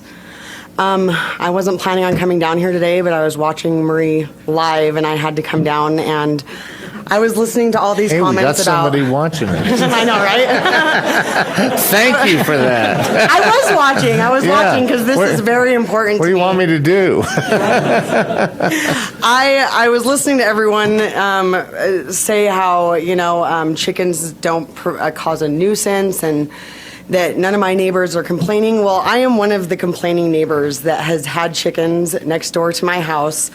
And, even though it was outside of the law and we contacted the county to come down, the county health department, nothing could get done about this for years. And it caused such a problem. Not because of the noise I can handle. Dogs, everything else, I don't care about the noise, but the amount of flies that we had overtaking not just our yard, but all of our neighbors' yards. We couldn't even sit in the backyard in the summertime. The smell was absolutely agonizing. And it created such a problem for not just myself, but everybody around us that we couldn't even enjoy our own environment anymore. Like I said, it took us calling the county health department and filing multiple complaints in order for an inspection to even take place. They came down and inspected multiple times and said, yes, they're breaking the law, but there's really nothing we could do. And until all of our neighbors started doing the same thing, they finally got it taken care of. And it was such a problem. And, I have a young child and I work in medicine. I see salmonella poisoning. I see all of the E. coli things that happen with, chicken manure and things like that, of that nature. And it so happens our neighbors were using, their chickens to fertilize their garden around. And like I said, all of the bugs came in, all of the flies, the rodents were atrocious, and it really caused a huge problem for us in our community. And I do not think it's a good idea. I am an advocate to oppose this to the point I came down in my pajamas to to address all of you today and just tell you that, as somebody who, loves this community, I really think that it is a very poor idea to allow this to happen when we have neighbors and people who can be affected by this, not only medically, but just their quality of life. So that's it. Okay, thank you, Abby. Yes.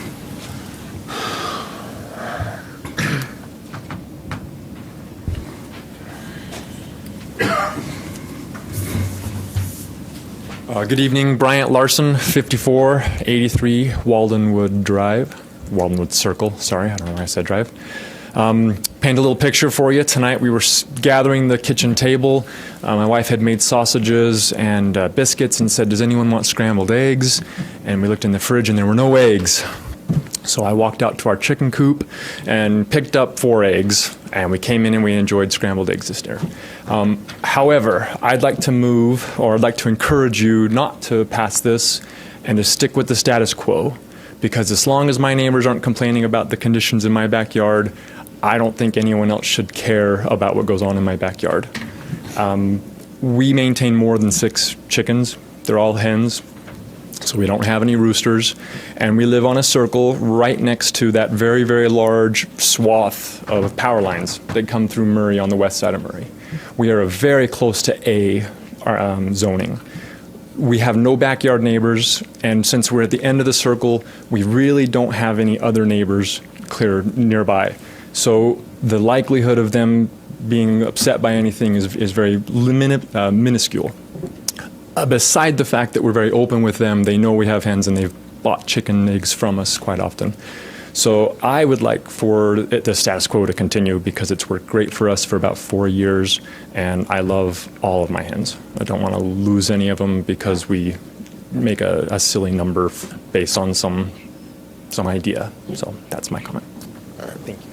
Okay, thank you, Mr. Larson. Is there anyone else who would like to address the council on this matter tonight? Seeing none, well, Tim, did you want to follow up with any comments there? Answer any questions?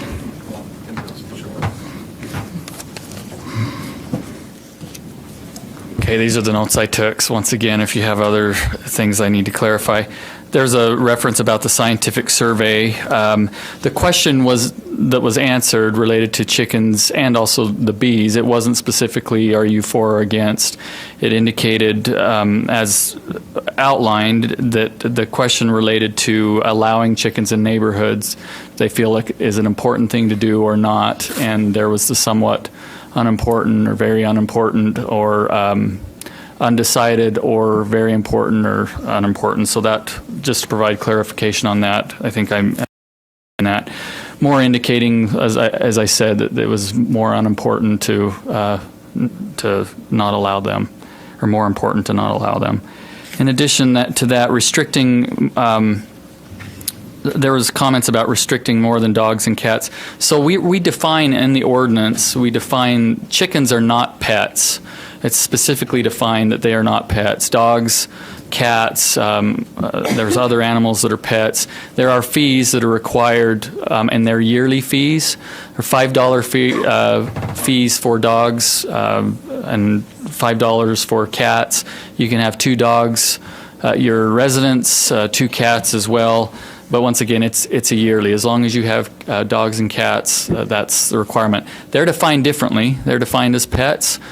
Chickens related to this ordinance, not pets, and it's a zoning element of allowing them with structures in your yard or in your area. They're not allowed in the house. There was a conversation of fines, or a comment about fines. If people are not adhering, there is a fine element. There's an enforcement element that's defined in our zoning ordinance as well, just to mention that. And then I've already mentioned pets.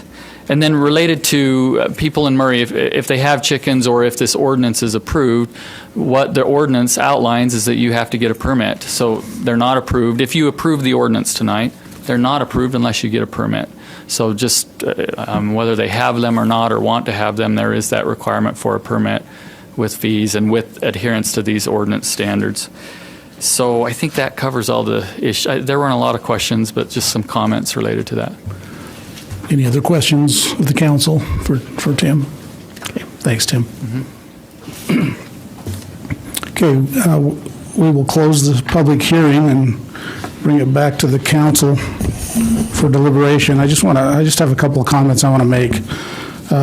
First is there was a comment made earlier about what took us so long to get here, and what happened is that this went through the Planning and Zoning Commission, and someone mentioned that when it went through the Planning and Zoning, they thought that they had approval, and we've been getting calls for the last couple of years, off and on, about. I thought that was approved, but now now I'm being told I have to take them out. We, as a council, felt like at the time we didn't feel like it was necessary to take any action as far as changing the ordinance, but did want to see what the survey came up with. And we also felt like that we needed to take an action on this. It's been through the Planning and Zoning Commission, and so we're bringing it to action tonight. So that's where we are. Frankly, when I left home tonight, I didn't really know how I was going to vote. I've been reading a lot. I've been reading a lot of the pros. I've been reading a lot of the cons from both residents and experts, so-called experts, and looking at what other cities are doing. And it occurs to me that this is going to be a no-win vote tonight, no matter what. Because, I mean, you saw we got booed for passing the B ordinance from somebody that wanted it. So, but this is a no-win. Both sides are very, very passionate about this. And I think I'm going to be basing my vote tonight on a couple of things. One of them is, and someone mentioned, I hope you're listening to your constituents. I have been. I've been getting a lot of calls from my constituents who want to have the chickens in the yard. Personally, I don't want chickens. I'm not going to have chickens, so it's not a personal thing. But I have had a number of constituents that have wanted to have them and have them legally. I think the positive recommendation from Planning and Zoning is something that we need to consider, and I believe that this ordinance, as it's written, it probably represents a pretty good compromise between just a free range of chickens and not being able to have them at all. The regulations are tight. They've been approved in other neighboring cities that have lot sizes similar to ours, and those are the things that I'm going to consider. I understand the issue of smell. Any animal is going to smell. In fact, even the human animals, if we don't take care of ourselves. And I also pick up dog droppings from my yard too, and I don't have dogs either. So I understand that it is an issue of taking care of what you have. And we can, as a city, take a look at the nuisance ordinance when it becomes necessary, and we have the ability to do enforcement. Those are the kind of things that I'm going to be considering as we vote. Are there any other comments from the council?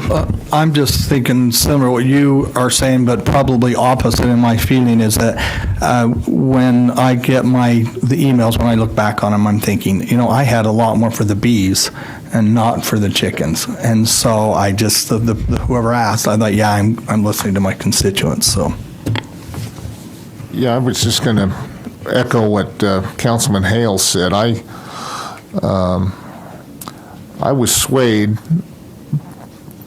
by the beekeeping testimony, but I've not been swayed by the chicken keeping testimony. I'm inclined to vote against the chicken keeping ordinance. I have a comment. I walk my neighborhood a lot, and I do listen to my constituents. And unlike the other council members, I've received hardly any comments, either emails or calls, and when I walk my neighborhood, I'm aware that there are chickens in the neighborhood because I hear them running in the yards, and I know we have chickens, but I've never received any negative comments regarding those chickens.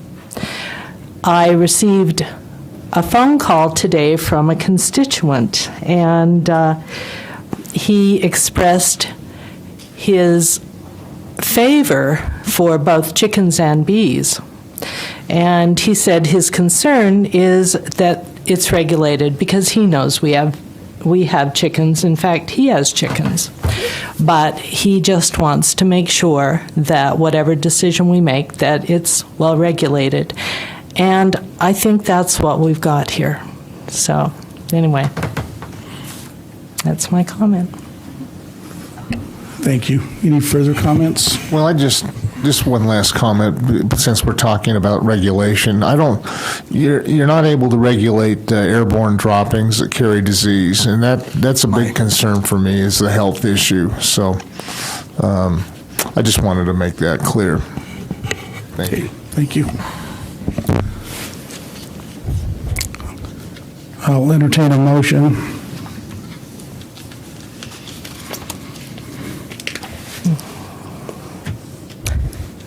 I'll make the motion. Let's see, I'll make a motion to adopt the ordinance enacting Chapter 17.63 and amending Section 17.96.020, 17.100.020, 17.104.020 and 17.108.020 of the Murray Municipal Code relating to residential chicken keeping. A motion by Ms. Turner. Is there a second?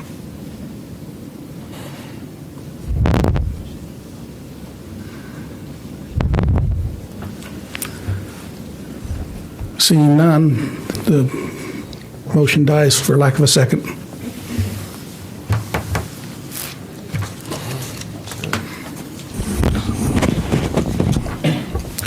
Is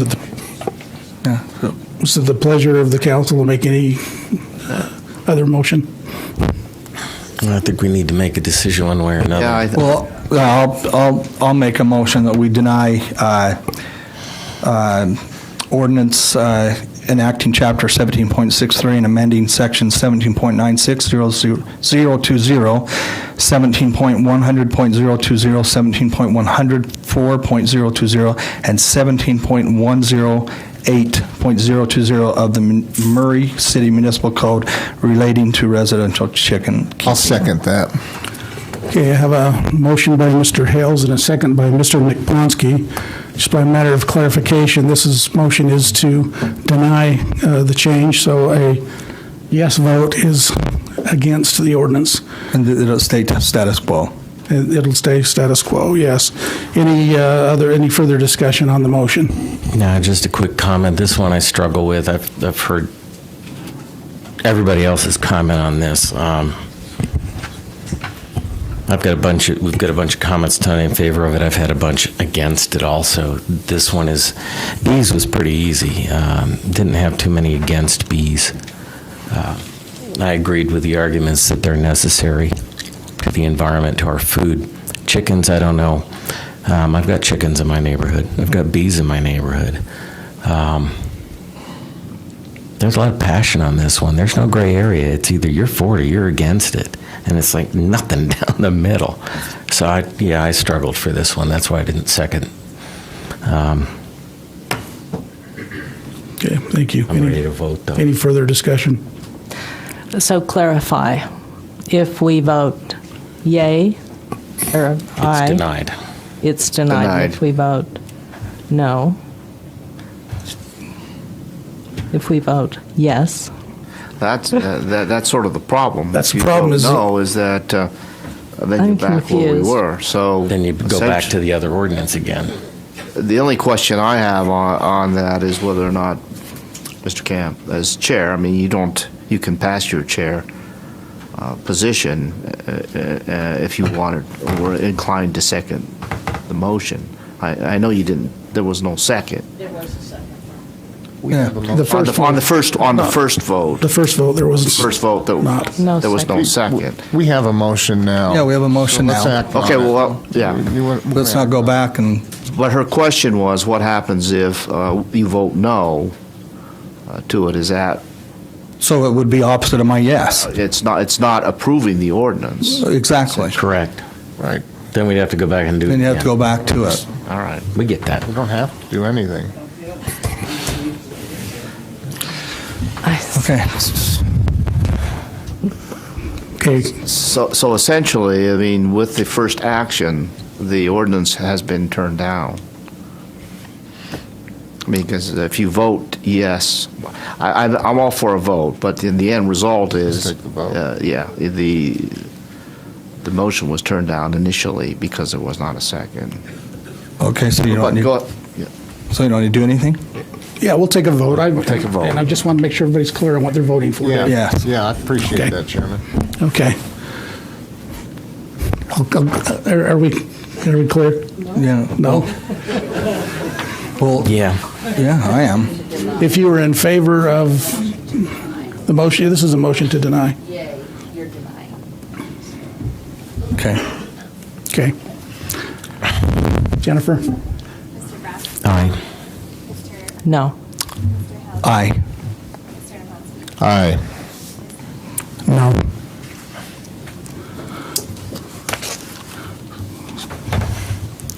So we have voted to take no action.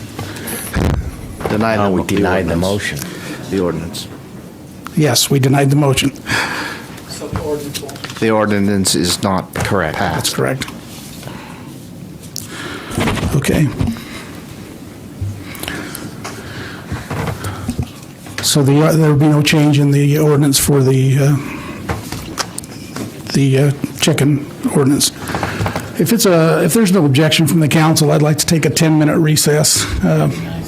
We'll adjourn again, we'll convene again at 8:45.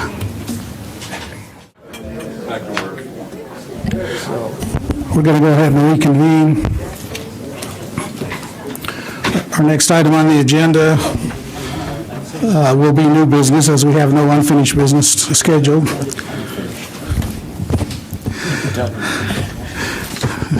You're the only unfinished business we have. Okay. Item 6.1 will be to consider an ordinance amending sections 2.06.040 and 2.06.060 of the Murray City Municipal Code relating to the compensation of the mayor and city council members. Mike Terry, welcome. We don't see you out this late. It's good to be out, and you're getting old when 8:45 is a late night. Whew, haven't been out this late for a long time. The employee compensation is something that is handled under the direction of the mayor, generally, with the human resource director and finance director input. But the mayor himself salary and the council salary are actually in the city code, and the code has not been updated since the year 2000. And so that is what is brought to you today, is to update the code. Since the year 2000, the council and the mayor have received cost of living adjustments equal to whatever the employee population received in those years. But the actual code is benchmarked to the year 2000, so it's probably time that we update that. I have provided you some salary information from other agencies with regards to council salaries and the mayor's salary. The ordinance in front of you regarding the council salary is to make no change other than just update it to today's salary. And the mayor's salary is something that I think you'll still need to have some discussion as to what you would like that to be. Through my surveying of other cities, there are maybe 10 or a dozen full-time mayors in the Wasatch Front, and our mayor has fallen in comparison to those other mayors. And I think our mayor has, when you think of the responsibility of the mayor to run a city the size of Murray with almost 1,000 total employees, this is a very responsible position. And I would recommend that we update this ordinance and update his salary as well. Thank you. Any questions of Mike? We do not have a number in there. We need to put one in. We received information that the range was between, was it 93 and 130? I lost my spot here. He's currently at 93. In our prior roundtable meeting, The figures that we were looking at were somewhere between 103 and 120.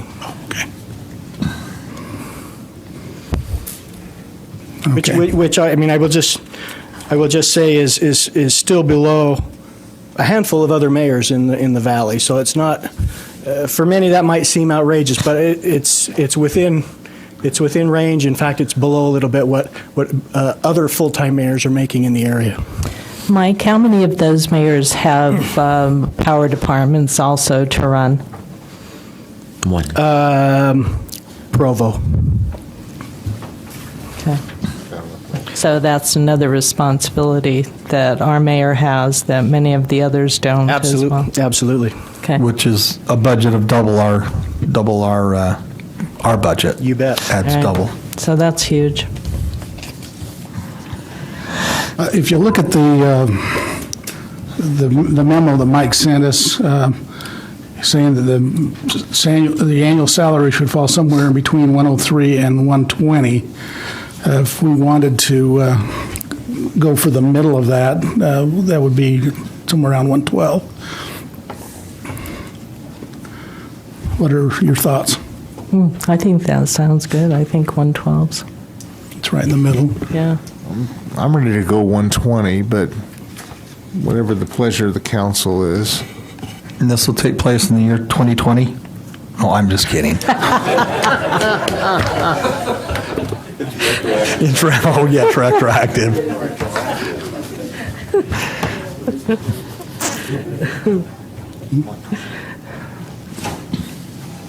Yeah. Speak into the mic. Yeah, I think 112 is good. You guys have done the budget chair. What do you think? I'm not the budget chair. You are. No, I'm not the budget chair. Should I make a Jim looks at me motion? and goes, I'm not the. I think let's agree on a number and then Okay. make a motion on the ordinance. I'm comfortable with the Frank, is that 112. the right protocol for that? Yes, again, Justin and Zollinger is here. I'm sure that's within budget appropriation, but just to make sure whatever amounts are within the budget appropriation. Microphone. Well, just come up to the microphone, Justin. I want to ask you a question. Rookie. May I, Mr. Chairman? Sure. Okay, thank you. If we approve 120, does that put him within striking range of other mayors in the county? Really, I'll let Mike cover that question. Okay, that would be great. Thank you. Striking range, huh? Even at 120, he would be 20,000 below two of the other mayors. He would still be 16,000 below one of the mayors. He would be in the fourth spot out of about 10 at 120. Thank you.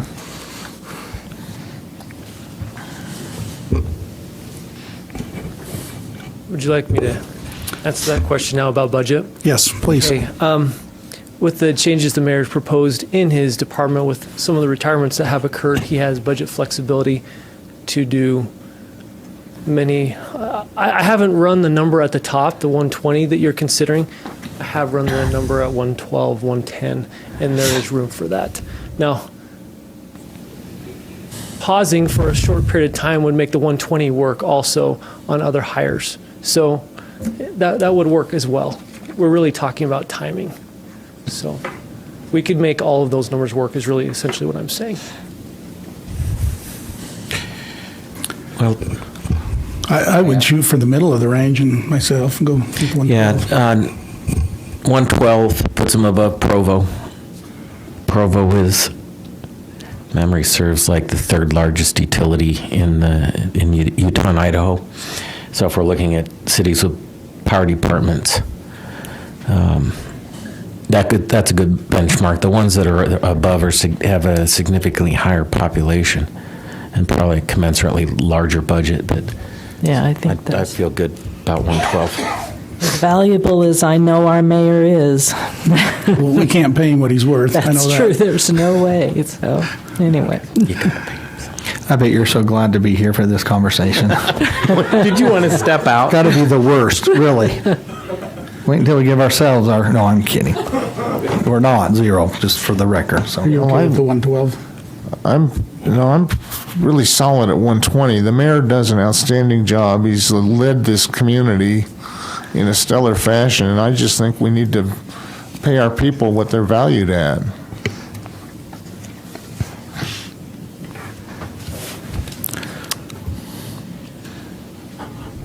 Well, I need a number. I guess we could call for a vote call for a motion on the salary before we call for a motion on the. Yeah. You can include it all in one motion to approve the ordinance with a specific number and make that part of the motion. Okay. I don't. Okay. Do you want me to make a motion? Okay, please. Blair, I love it. I've never seen Blair go, please do it. All right. I'll make a motion to adopt the ordinance amending Section 2.06.040 and 2.06.060 of the Murray City Municipal Code relating to the compensation of the mayor and city council members to increase the mayor's salary to $110,000 a year to be effective immediately. 120. I'm sorry. Oh, 112. Sorry. This mayor has gone from high to low in a matter of seconds. So that would be 112,000. I don't know why I had 110. That makes me laugh. Do I have a second? I'd make a substitute motion. I can do that, can I? Yes, well, we have a second on that. I'll second. Okay. Now, Then I make a substitute motion to consider an ordinance amending sections 2.06.040 and 2.08.060 of the Murray Municipal Code relating to the compensation of the mayor and city council members' salary to be set at $120,000 for the mayor. Okay, I have a substitute motion. Do I have a second on the substitute?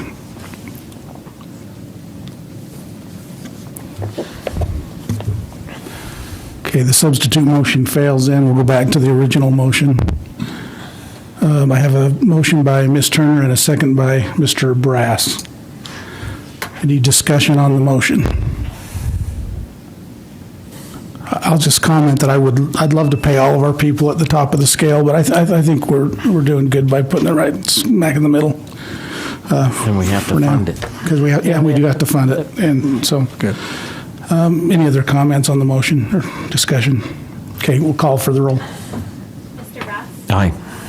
Aye. Mr. Hill? Aye. No. Aye. Okay, motion passes 4-1. Next item is to consider a resolution authorizing the issuance and sale of not more than $2,500,000 aggregate principal amount of stormwater revenue bonds, with that amount, with your amount, Series 2016, and related matters. it's already in there. Appreciate coming before council tonight on this bond issue. No. A parameters resolution is just us authorizing a certain amount of bonds not to exceed, a certain interest rate not to exceed, and a term not to exceed. So those three items are, there's a 20-year term, which we're leaning towards a 15-year term on this bond. A 5% interest rate, which we should get much lower than that with our current market. And 2.5 million, we're looking more at 2.2 to 2.3 that we're issuing.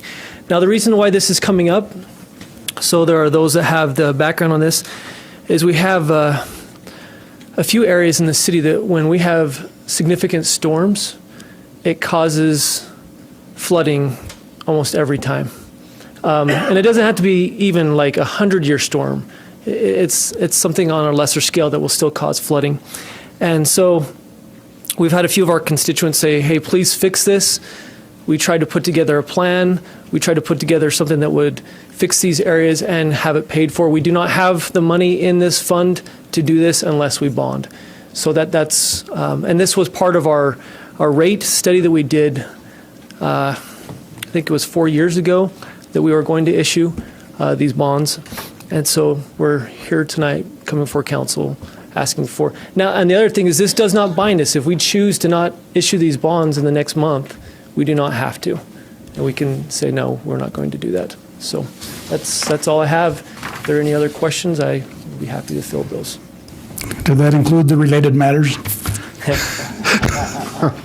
Yeah. Any other questions? Okay, thank you, Justin. I will entertain a motion then. I'll make a motion to adopt the resolution authorizing the issuance and sale of not more than $2,500,000 aggregate principal amount of Stormwater Revenue Bond Series 2016 and the related matters. I'll second that. A motion by Mr. Brass and a second by Mr. Hales. Any discussion on the motion? Okay, Jennifer? Aye. Aye. Aye. Aye. Aye. Thank you. Motion passes unanimously. Item 6.3 is to consider a resolution approving the city's membership application with Utah Clean Cities Coalition. Diane? Okay. It's been suggested that Murray City become a bronze member of the Utah Clean Cities Coalition. Utah Clean Cities Coalition is a nationally recognized local nonprofit organization working to promote cleaner air and energy preservation through alternative fuels and conservation measures. Member benefits include representation before local, state, and federal officials, funding updates for grant applications, notification of regional networking webinars, assistance with grant writing, and environmental education. The cost for the bronze member level is $300. And I'm hoping eventually we'll get to go higher, but at this point, this is what the request is, and I've invited Tammy Cooper with Utah Clean Cities, and she has a few things also to tell us about her organization, and I think something to present to the mayor.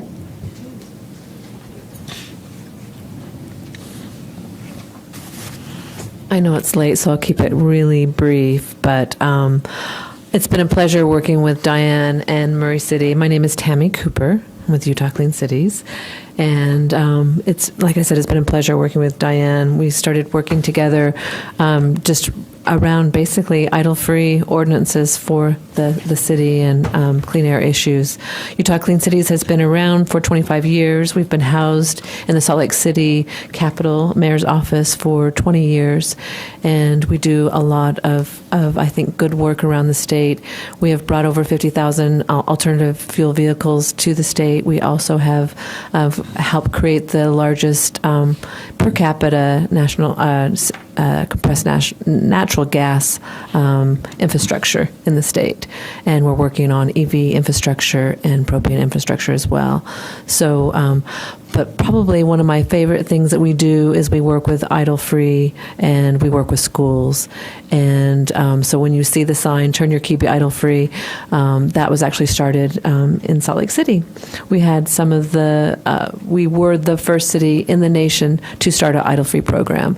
And so I really commend Diane for her vision and her thoughtfulness and her tenacity to keep pushing this forward to help Murray City become idle free. Idling is basically not necessary in very, very few cases. And Diane has a wonderful article in the October paper that basically just states everything that you could possibly need to know about idling in general, and it is just not necessary. So I hope that everyone in this room supports an idling ordinance for the city, because it will make a difference, and we appreciate Diane. So thank you. And this also, This is our 9th year of idle-free in Utah, and this is a governor's declaration. And when we started out, we had 2 mayors and the governor sign it. And this year we had 50 mayors, including Mayor Iyer, sign this declaration. So every mayor in Salt Lake County has signed this idle-free declaration, and again with other mayors throughout the state. So basically representing most of the population. And so I wanted to present this to Mayor Iyer this evening.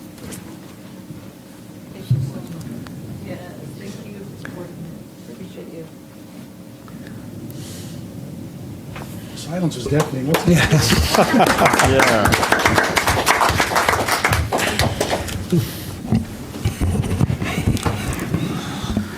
Okay, thank you very much. That is a perfect segue into item 6.4. Now, Mr. Chairman, should we pass the resolution? I'm prepared to make a motion. I was getting ready to go home, sorry. No, I'm with you. I would make a motion to adopt the resolution approving the city's membership application with Utah Clean Cities Coalition. I'll second that. Thank you. Motion by Mr. Naponsky, second by Mr. Hales. Any discussion? Okay, Jennifer. Mr. Best. Aye. Aye. Aye. Aye. Aye. Okay, thank you. Motion passes unanimously. That does now move us to item 6.4, which is to consider an ordinance enacting Chapter 10.18 of the Murray City Municipal Code relating to idling of vehicles. And Diane Turner will be presenting on that. Great, thank you. Unlike with chickens and bees, I have received several emails and calls from my constituents over the last almost 3 years regarding their concerns about the quality of our air. And I know the mayor's office has as well. In talking with other city leaders in Utah and throughout the United States, I realized there is something we, as Murray City leaders, can do to help our city and its residents. We can provide city policy to support environmental issues, especially air quality. So I asked our city attorney, Frank Nakamura, to create the ordinance you have before you, and I believe it's a good one. We can use this ordinance to help educate our community regarding the negative impacts of vehicle emissions and the importance of not idling. If we are to be a city of healing, this makes sense. When our residents or visitors, which we have many during the day, realize there are sanctions for excessive idling in our community, I'm convinced that the importance of not idling will hit home. We are a compassionate city and will certainly allow for exceptions. As one of our council members said, it's the right thing to do. It is something we as a council can do to protect our citizens, and after all, that is our job. Any questions? Just a comment, if I could. I, for one, I'm not very excited about making our people who idle into criminals, but I believe that this ordinance is a very good middle ground for opening up the doors to education, and clean air is a big issue, and I think this is a good ordinance as well. Yeah, I'd agree. There's an article in the Tribune today about us having to go to the EPA and say we're not going to be in compliance with ozone. Also, PM 2.5 is another issue, and ozone particularly, they blame more than half of that on cars in the summertime. Air quality, while you'll hear people say that the air quality in this valley is a lot better than it was 30, 40 years ago, and I probably have to agree with that. When my son was born, we had to take him up above Park City so he could see the sunlight before he turned 6 months old. But I notice it. I've got asthma. I notice the bad days, the smoky days, the smoggy days. I hesitated to bring this up, but my dad had congestive heart failure, and we made the mistake of taking him out to dinner on a February when the air quality was not very good. And probably 3 days later, he was gone. It just shut down his lungs. So, it's time. I think it's time to do this. So I support this a lot. In fact, if no one else has comments, I'd make a motion that we adopt the ordinance enacting Chapter 10.18 of the Murray City Municipal Code relating to idling of vehicles. I'll second that. Okay, I have a motion by Mr. Brass and a second by Mr. Hales. Any further discussion on the motion? See none. Jennifer? Aye. Aye. Aye. Aye. Aye. Thank you. The motion passes unanimous. Okay, item 7 then is a report of the mayor. Mayor? Yes, I have about 10 or 12 items here tonight. Let us know how that works out. So as much as I'd like to keep Mike Terry out till at least 10 o'clock, I'm going to defer all the mayor's comments tonight and save them for next time. Thanks very much. Any questions of the mayor? Okay, we'll be adjourned. That's great.